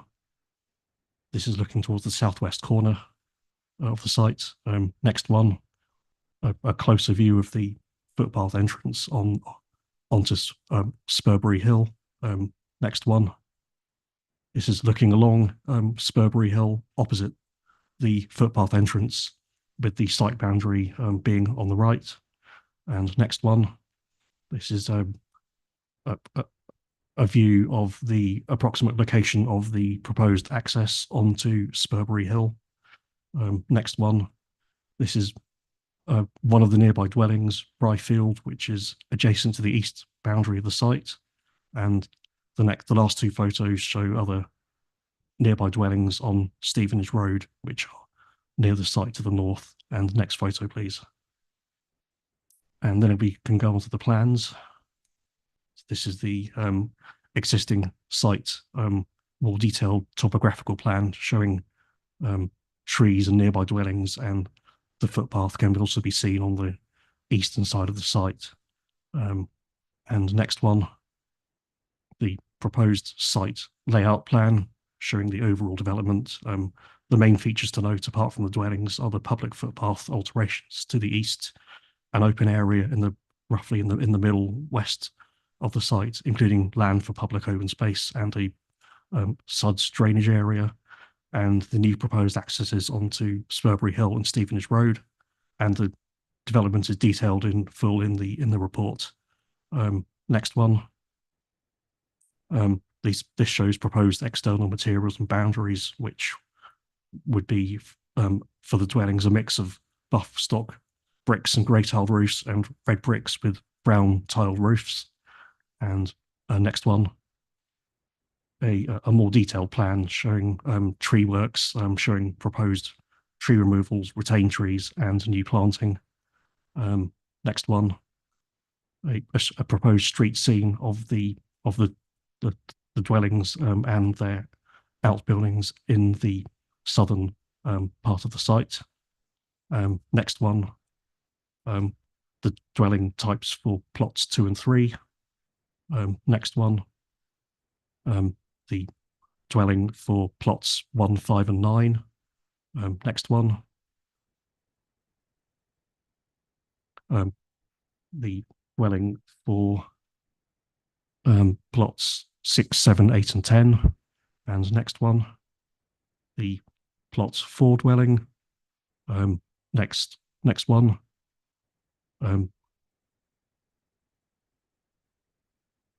So these are plans for the garages of plots 1 to 3 and 5 to 8. And next one. This is a plan of the garage for plots 9 and 10. Next one. These are floor plans for an outbuilding for plot 4. Next one. The elevations for that plot 4 outbuilding. Next one. This is plot 14. Next one. This is plot 11. And next one. And this is plot 13. And that is the end of the plans. Thank you. Thank you very much, Andrew. Do colleagues have any questions for Andrew? Yes, Councillor Allen. Thank you. I just wonder if you could bring up the oh, for goodness sake, Could you bring up a picture of the development again? Is the access to the affordable housing actually a separate access? I think I might have seen that differently. Or was I imagining it? Which is the? So I've assumed that the slightly smaller houses. There's only one way in, isn't there? There's not any kind of separate route. I'm just imagining it. Then that's fine. There would be two accesses proposed, one off Stevenage Road and one off Spurbury Hill. I can't. Oh, is that at the back there on the right? Okay. Are those, so you could drive through the entire thing from whichever route you came in by, or is it? No, they're separate. There are two groups of houses which are separate. There's the larger group of 10 from Spurbury Hill, and the remaining 4 from Stevenage Road. The site isn't connected by road. You couldn't drive through the whole area. So the affordable housing has got its own separate entrance. Yes, it's those. The affordable housing is the group of 4 in the northeast accessed off Stevenage Road. Thank you. Okay, Councillor Brown. While we've got that plan up, those turquoise bits, are they the SUDs? Or what are they? No, they can't be. What are the turquoise bits on that plan? The really turquoise blue bits. Are you referring to the open area in the? Yeah. Part of it is a local area for play, and there is a triangular area on the right side of that, which is the SUDS infiltration basin. Okay, I'm just a bit confused by all that turquoise. The colour doesn't show on the Yeah. screen that well, I think. Yeah, because there's a big turquoise bit and then there are the little bits. Anyway, sorry, that wasn't really my main question. My main question was, yes, the urban designer. Our urban designer commented that. So I'm going to make the absolutely opposite comment that I made to the other one. It's great that there's affordable housing here, and it's 14 units, but allocated for 12. But our own urban designer suggests that the northern frontage should be reduced from 9 to 7 because it's too dense. What's your comment on that? I would say that those comments were in relation to the plans first submitted in 2019, and they have changed quite. They are now quite different to. Oh, sorry, I didn't spot that. Sorry, those aren't. So those okay. for completeness, but they're no longer. So those are no longer relevant. Okay. Yes. So that's been amended. Yes. In response to those comments. Partly, yes. Yeah. Okay, I think that's all I had. Thank you. Okay, great. Councillor Billing.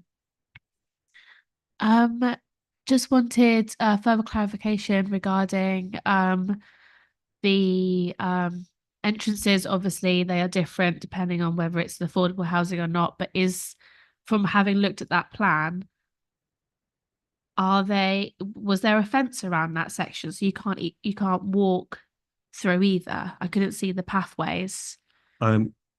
They would be. There isn't a direct link between the two sections, but the public footpath that is proposed to be shifted over to the east would allow like a connection essentially between the two sections via a path, a new path which would be linked to it.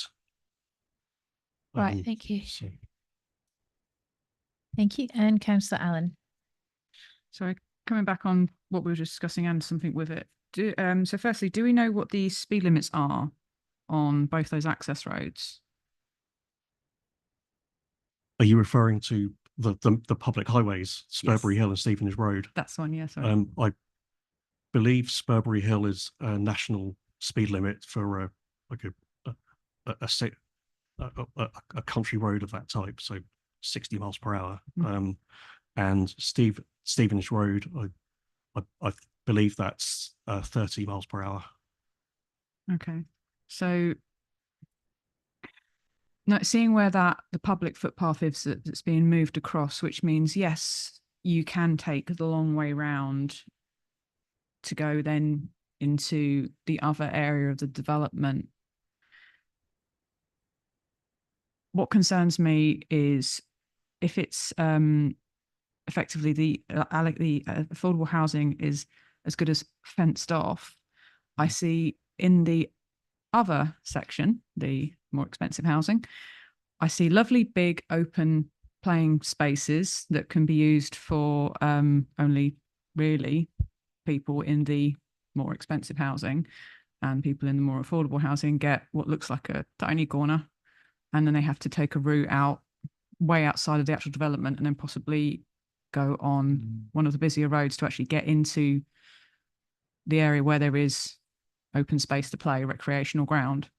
I have a big problem with this. It does feel, I'm not really keen on sort of almost segregated communities. I'm guessing surely we can are we at a stage where we can possibly see about opening that up? And that's probably actually not the right point of this to be asking that question, I've just realised. I think I would say that it would still be occupants of those dwellings would still be able to access the open space in the western part of the development, and also a short distance up Stevenage Road there is there is also another open area of a public open space with children's play equipment and so on, which would be just a short walk from those dwellings that would also be accessible. So I think that that there would be opportunities for outside recreation in public areas for occupants of those dwellings. I do appreciate the point. Sorry, I'm all right to come back in. I do appreciate the point of that it is accessible, but it's not really if you've got to take a long way round, especially if you just want the kids to be able to go out and use the space that's actually not very far from your front door until you have to take a long route to get to it because there's a fence or something in the way. It's not really as accessible as that. I just see two very obviously sectioned off bits of a development. It's like two different developments that have been lodged together, and you can't possibly have the expensive houses being mixed in with the affordable housing. That's what I see with this. Sorry, I'm not having a go. Yeah, no, that's fine. I think Andrew's possibly provided as much as he can in that space. I'm going to sort of try and pull it together a little bit.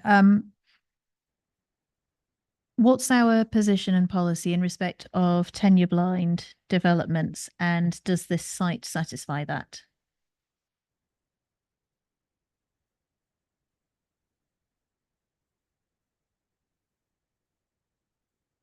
I mean, I think that in terms of I think in terms of sort of how we would be read on the ground, the affordable housing would appear as sort of would appear self-contained, and as a group of housing only accessible from Stevenage Road, not unlike the group of 6 semi-detached dwellings, which are slightly further up, and the other houses would be, I think, because the other houses would be separated from them.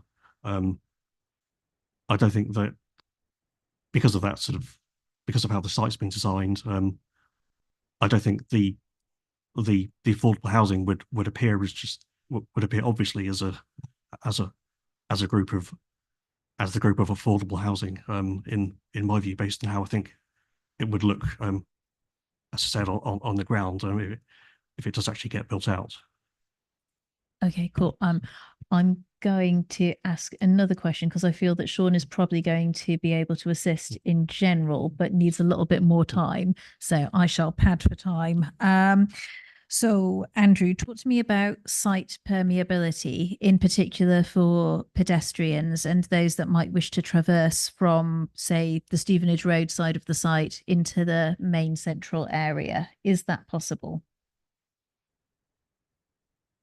They would, the way they would do that would be to walk down the public footpath and then along a proposed linked path, which would then be a short walk from the sort of the open space in the Okay, and just to west of the site. and just to clarify, that's the footpath that if I'm looking at the vehicle movements plan, because that was the easiest one for me to find on the portal, that's the footpath on the right-hand side through the greenfield. And then we've got kind of like a wibbly wobbly path that goes behind the planting between Spurbury Hill and the dwellings within the site, and they'd go from there then into the main part of the site. There's no way for you to say cut through directly from the premises that are going to be located on the Stevenage Road side. Those residents have to go outside and along and then effectively back into the settlement. Yes, that's what the plans show. Yep. Okay. I'm not going to say anything about highways and single track roads with very fast cars and access points at this point in time. I've seen what highways officers have said about that. Sean, are you ready to give us some advice and information around tenure type and this issue of the affordable housing being split out from the rest of the site? Yes, Chair. This is a relatively modest scheme. It's a small scheme. Grouping the affordable housing in one group would make total sense to an affordable housing provider in terms of management and maintenance. And they would probably prefer this because the actual hard surfacing to the front of those affordable units is relatively modest. They would not have to contribute, the affordable housing occupiers would not have to contribute towards the management company for the management and maintenance of the highway that serves the market development and also that open space. So this would be a more favourable solution for affordable housing provider because it would make the development more affordable, basically, because they wouldn't have to contribute to what can be rather large management costs on a monthly basis. With regards to the design of it, our view is it is tenure blind insofar as it's designed with the overall design parameters of the main development, albeit they are smaller units. And there is a bungalow as well as part of the affordable housing scheme. With regards to access, it's once again, it is a small site, and actually to gain pedestrian access onto Stevenage Road from the main development would just involve walking along the footpath to the front of those properties in the southeast corner and along the public footpath. I think if it was a much larger development, we'd probably want more connectivity, but you're only talking about a few seconds extra walking time to navigate that footpath link.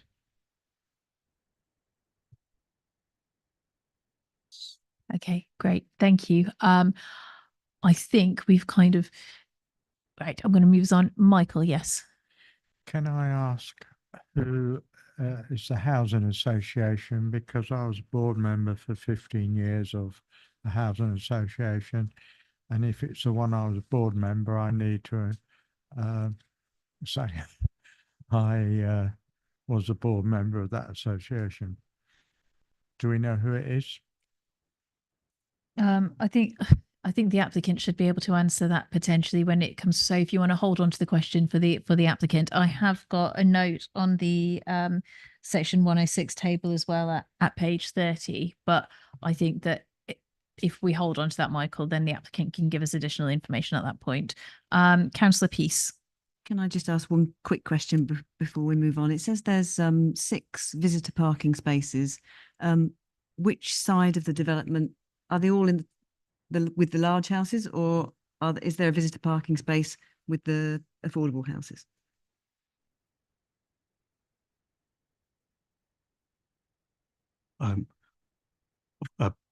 There's one visitor space proposed where the affordable houses are, and the others are in the rest of the development. Okay. Great. Thank you very much. Right. So I think that's a thorough round of questioning, so I will move us on. We have no objectors to this application, so we shall just be hearing from the applicant's agent, which is Mr. Russell Gray, and you have 5 minutes. Thank you, Chair. Members of the committee, thank you for the opportunity to address you this evening.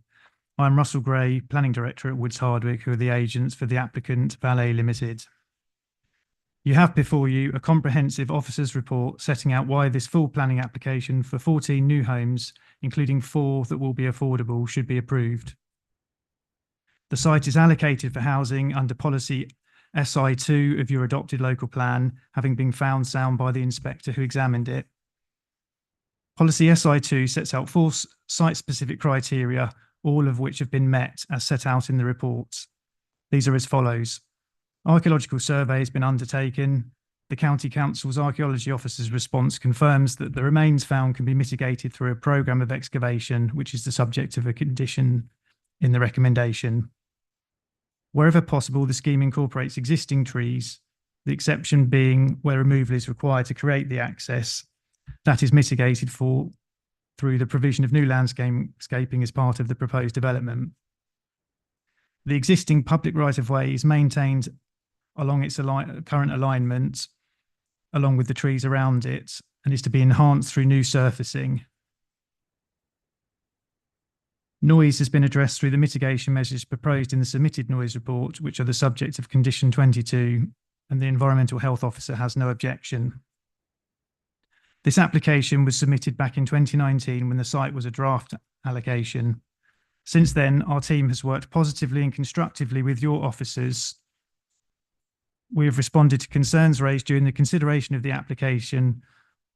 Amendments have been proposed, including the reduction in the number of dwellings originally proposed, various changes to the layout, the affordable mix, and changes to the design of dwellings to address officers' comments.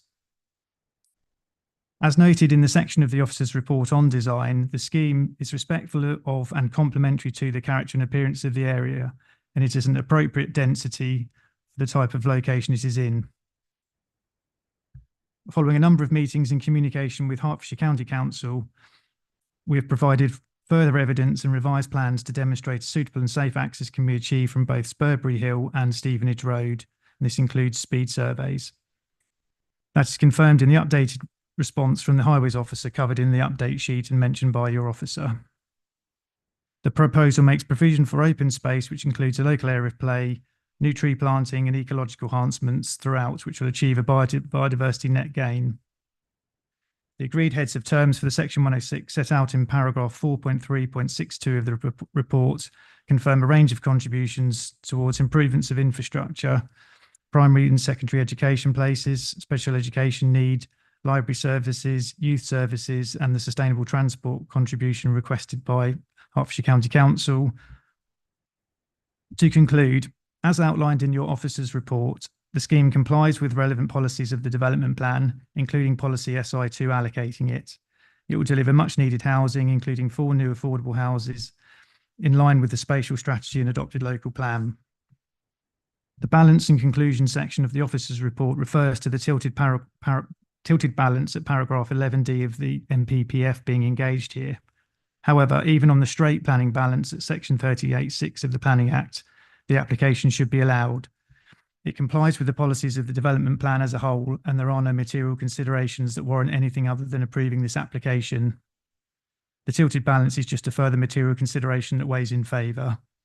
I encourage you to accept the recommendation of the officers and grant planning permission. Thank you.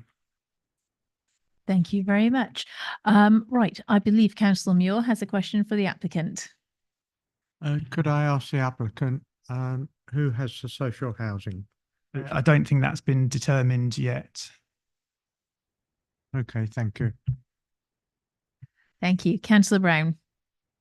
Can I ask about the sustainability of the housing design? You can, yeah. One of the advantages of hearing earlier questions is I guess this might come up. So there's an energy assessment submitted as part of the application, which includes a commitment to using air source heat pumps. And in respect of Part L of the building regs, there's a 55% betterment on the target. So we're well better than where we need to be on this scheme. Okay, Councillor Allen. Thank you. Would it be considered for there to be a footpath from the affordable housing area through to the large recreational ground, as I could see that there is a green space there, but it's closed off? I'd like that to become a path. Sorry, I'm not quite following the question.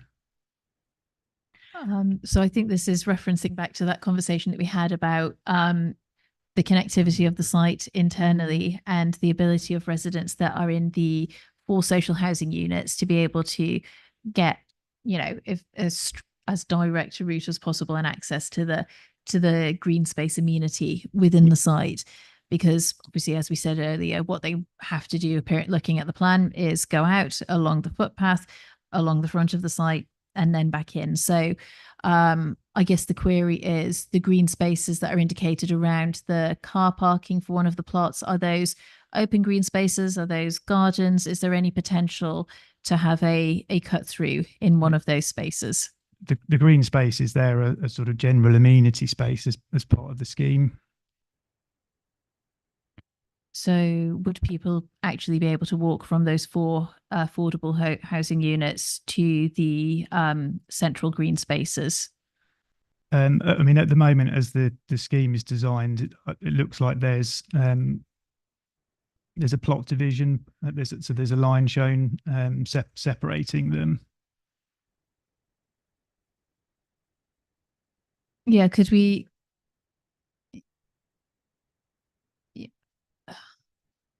So would it be possible to have, if those, is it possible to have those spaces open as general amenity that people can just simply walk across? I don't see that being an issue. Yeah. Could we have a picture on the screen just to ensure that we know what everyone's talking about and we've got access to that? So I think we're looking at the site plan. Probably the best one is the one that had all of the turquoise blobs on it. That's not the color they come up on most computers. That's absolutely fine. So, so you can see obviously in the right hand corner. There we go. Melissa will point. So we've got the affordable housing units here, and that green area that Melissa just pointed to. Is it possible for people to just simply walk across that? I don't see any reason why that couldn't be made possible. Okay. If that's so, do we need a condition for that, Sean? No, we wouldn't need a condition. We just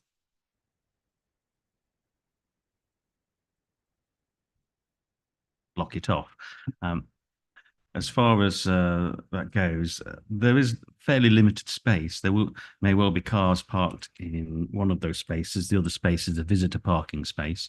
So you might be quite close to vehicles. Having said that, if there's no fence there, then people will be able to cross through to the play area, and that would deal with that. Yeah. And I think that would deal with one of the significant concerns that members of the committee were raising, because I think there was an emerging view that this felt like a segregated development, and that is not something that we would wish to promote in this district. So, yes. Do you want to put your mic on, Andrew?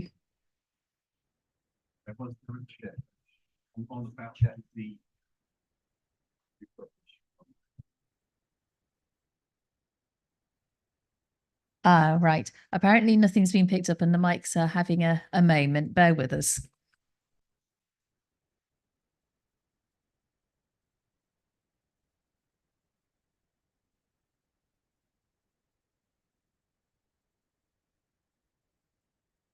Can't turn on.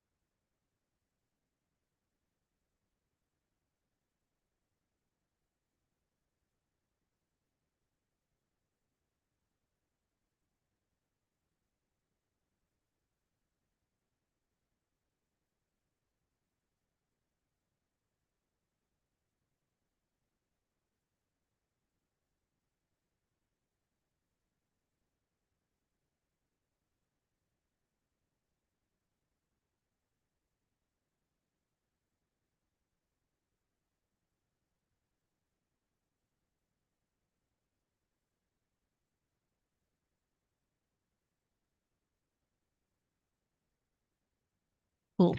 All right. Thank you very much, everyone. Hopefully, we've found a very low-tech fix to the microphones on the front row dropping out. But it means that you are further away. Don't know if that's a good or a bad thing. In any event, I think Sean was explaining to us that we probably can have connectivity between the affordable housing and the central play area and how that might be achieved. So, Sean, do you want to kind of pick up where you left off? Yes, Chair. There's no landscape and boundary detail at that point at this stage. That would be a matter that we could control by condition. And therefore, I see no reason why you can't have some kind of informal link between the two. With regards to a wide footpath between the two, that's not possible, of course, because we don't have the space on this layout. But I see no reason why you can't have an informal link connecting one from the other, provided we don't erect a fence in between. Okay, great. And I think that's something that the applicants confirmed that they would be happy to accept as well. So I think, colleagues, that moves us on from that particular point and issue. I think we were still actually questioning the applicant. So does anyone have any further questions or points that they want to seek clarification on? No? Great. Well, thank you very much. Right. So I shall pass back to Andrew to sum up for me, please. I don't have any further points to raise. Thank you. Okay. All right. Great. In that case, does anybody have a motion or proposal that they wish to make on this one? Two. Councillor Muir. I would like to propose acceptance, please. Okay, thank you. So a motion, it's been proposed that we accept the officer's recommendation to grant permission. Do I have a seconder? I saw Councillor Allen. Is that to second? Yeah, happy to second, reserve my right to speak. Excellent. Thank you very much. Colleagues, any debate on the proposal? Yes, Councillor Allen. Very happy to grant this proposal on the condition of there being permeable access, permeability of site, being able to walk through from the one side of where there's access to the other area, to the recreational ground. I think that's my entire point. Thank you very much. Okay, great. Thank you very much. Any other colleagues wishing to debate this? No, I'm seeing nobody indicate. So it's been proposed that we accept the officer's recommendation to grant permission on this. And I've also had a seconder. Please may we have a vote?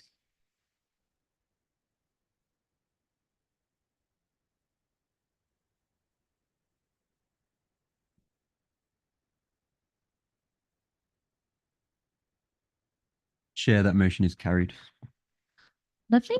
Thank you very much. And that moves us on to agenda item 7, which is planning application reference 23/00186/FP. And it's the land off Milksea Lane, Gravely, Hertfordshire, which is at pages 49 to 72 in your agenda packs. Ben Glover, I have you down as the officer presenting. Thank you, Chair. Good evening, members. So in addition to my previous updates, which are available on the council website, I do have one further update, which is as follows. So an agricultural protection plan was submitted alongside the original application. So this plan demonstrates how trees will be retained and protected on site. This plan has not been updated following amendments to the scheme received in January of this year. So the planning question still shows the old layout and will therefore need to be withdrawn from consideration, and an updated plan will need to be provided. So to deal with this issue, I recommend the inclusion of a tree protection condition, which will read as follows. Prior to the commencement of works on site, an arboricultural protection plan which sets out the method of protection for trees to be retained within the site shall be submitted to and approved in writing by the local planning authority. The protection plan shall be in accordance with section 4.6 of BS 5837/2012, trees in relation to design, demolition and construction recommendations. Thereafter, the development shall be carried out in accordance with the approved plan.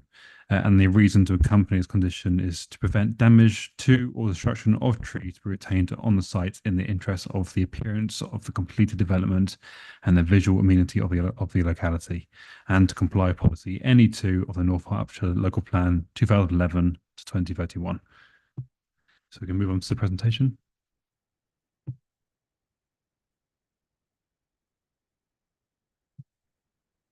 Thank you. Go to the first. I think brilliant.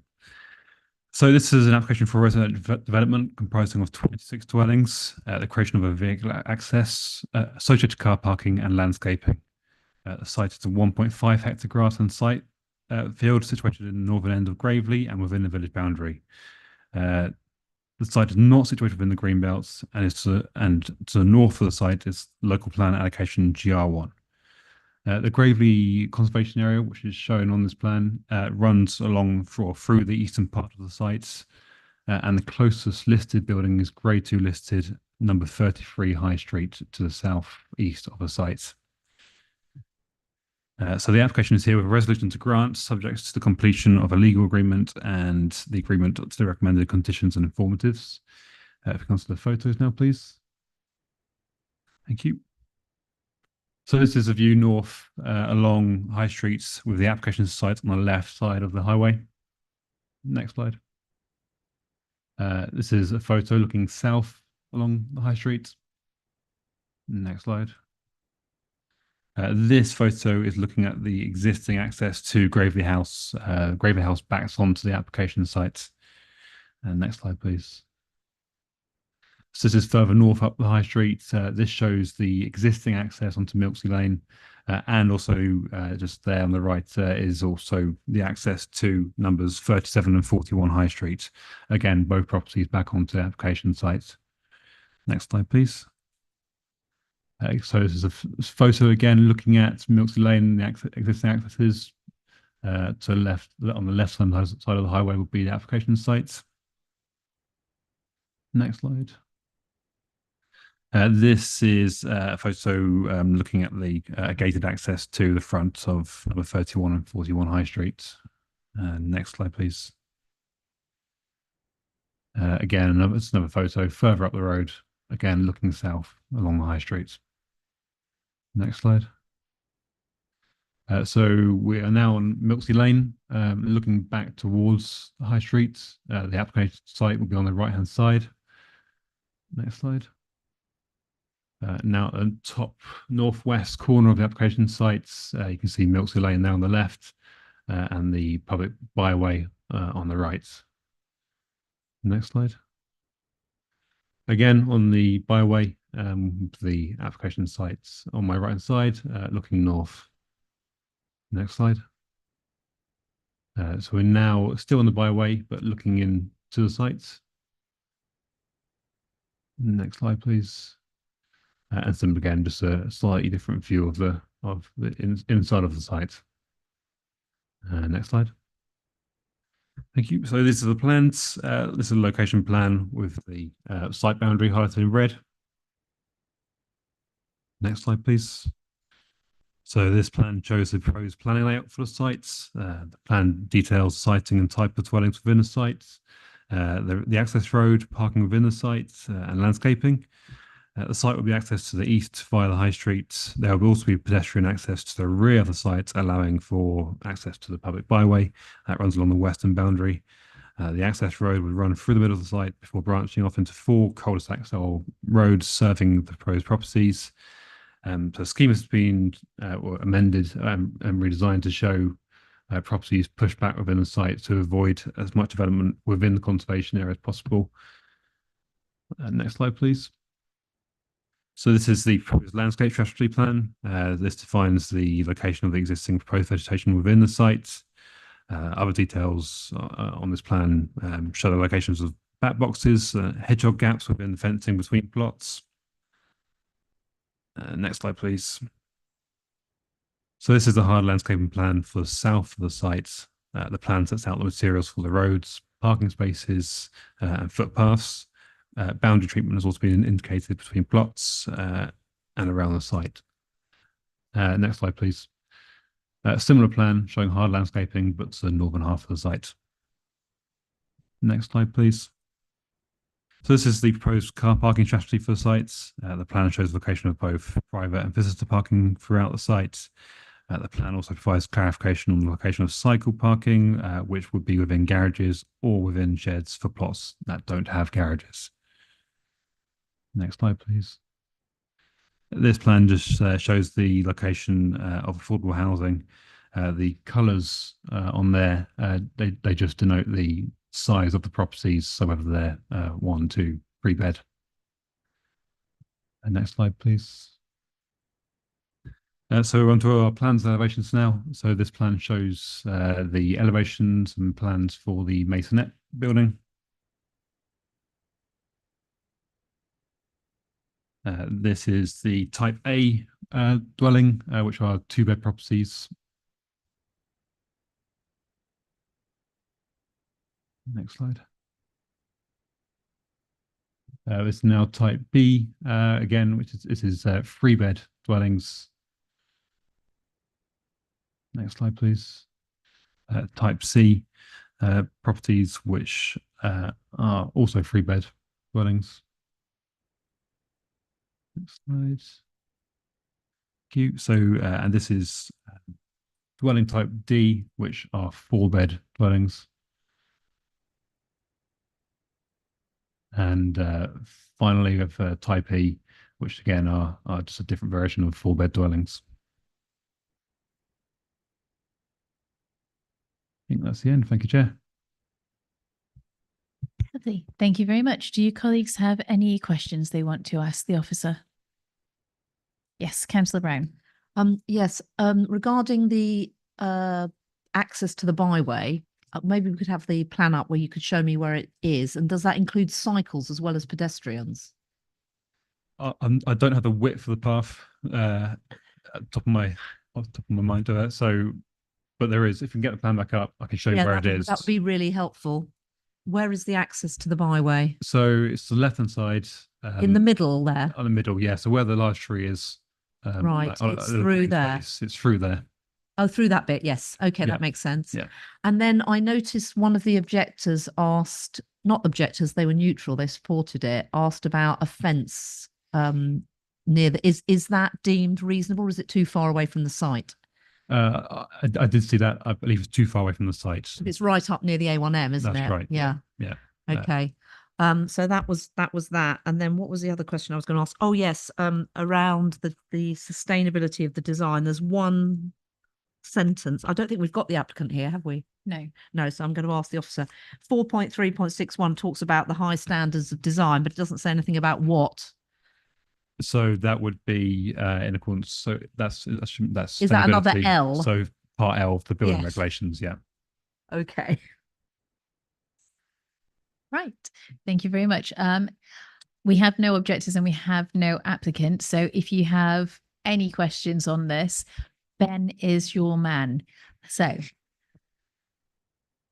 no pressure whatsoever. Any further questions, colleagues?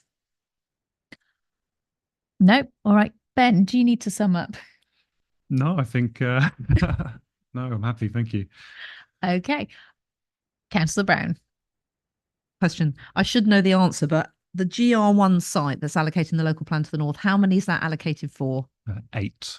Oh, only 8. Okay. And there's a site that's already got permission that's slightly south of it? Yeah, That's 4 houses, is that right? Yep, Okay. And this is for 26 and it's a windfall site, that's right. So it's not in the green belt. So it's a white land, but it is in the conservation area, but that's partly in the conservation area. Yeah. Yeah. okay. Thank you. Okay. Thank you very much. All right. So I think that's that. Shall we move into a proposal, colleagues? Yes, Councillor Allen. Happy to propose this for the purposes of going into debate that we grant permission. Thank you. Yeah. Thank you. And Councillor Brown, are you seconding? Yes, I'm happy to second and reserve my right to speak. Okay, lovely. So colleagues, we've had a proposal to grant and that's been seconded. Do we have any debate on that? I am seeing nobody indicate.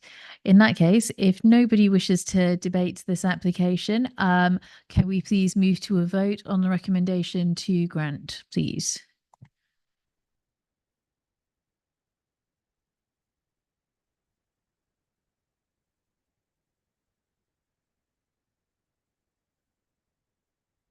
Thank you, Chair. That motion carried. Excellent. Thank you very much. Right. I shall move us on then to agenda item number 10, which is planning appeals. You can find the tracker at pages 127 to 136. This is a report for noting, colleagues. So I shall pass over to Sean to present. Thank you, Chair. Very briefly, we've had 2 applications lodged since last meeting. Sorry, 2 appeals lodged since the last meeting. One's a household and one's a small scheme for one dwelling. And we've had 1 appeal decision for one bedroom dwelling, which was dismissed. They don't raise any particular issues of note that I would need to go into any detail about. Thank you. Thank you very much. Does anyone have any questions for Sean on the appeals? No, I think that in that case of the committee content to note that one. Great. I will then move us on to agenda item number 11. Yep, number 11, which is part 1 of the enforcement report. Again, this is an item to note. I think it's fine to take part 1 and part 2 separately because they deal with different issues. So I shall hand over to Christella, sorry. Thank you, Chair.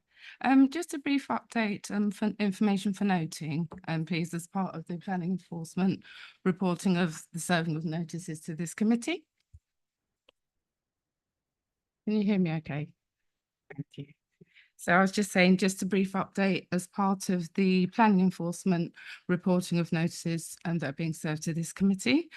Just to advise that the Levelling Up and Regeneration Act 2023 came into effect in April this year. And amongst other things, that introduces a number of planning enforcement tools, including the enforcement warning notice. Now, that type of notice is a matter of public record. So going forward, and it is proposed that we will report to this committee figures in respect of those notices as well. So for the enforcement warning notices, we haven't served any this quarter. We have served 1 enforcement notice. We have received information that that notice is now subject to appeal by the written representation procedure. Thank you. Thank you very much. Do you colleagues have any questions for Chrisella? No. Thank you. I think it's a thorough report, and I think that the charts and narrative breakdown were very helpful in giving us a snapshot of where we are and what we're looking at. So thank you very much. Right. I now have to take us to item 12, which is the exclusion of press and members of the public. So to consider passing the following resolution, that under section 100A of the Local Government Act. Are you preempting, Ruth? Sorry. I know, it just distracts me. Sorry. I shall go back to reading my script. Under section 100A of the Local Government Act 1972, the press and public be excluded from the meeting on the grounds that the following report will involve the likely disclosure of exempt information as defined in paragraph 7 of part 1 of schedule 12A of the said act as amended. I'll have a seconder. Thank you, Councillor Brown. Second that, yes. Thank you very much. Right, can we have a vote, please?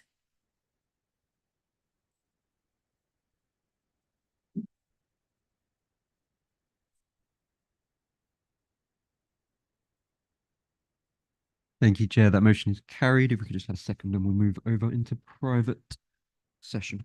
Thank you very much.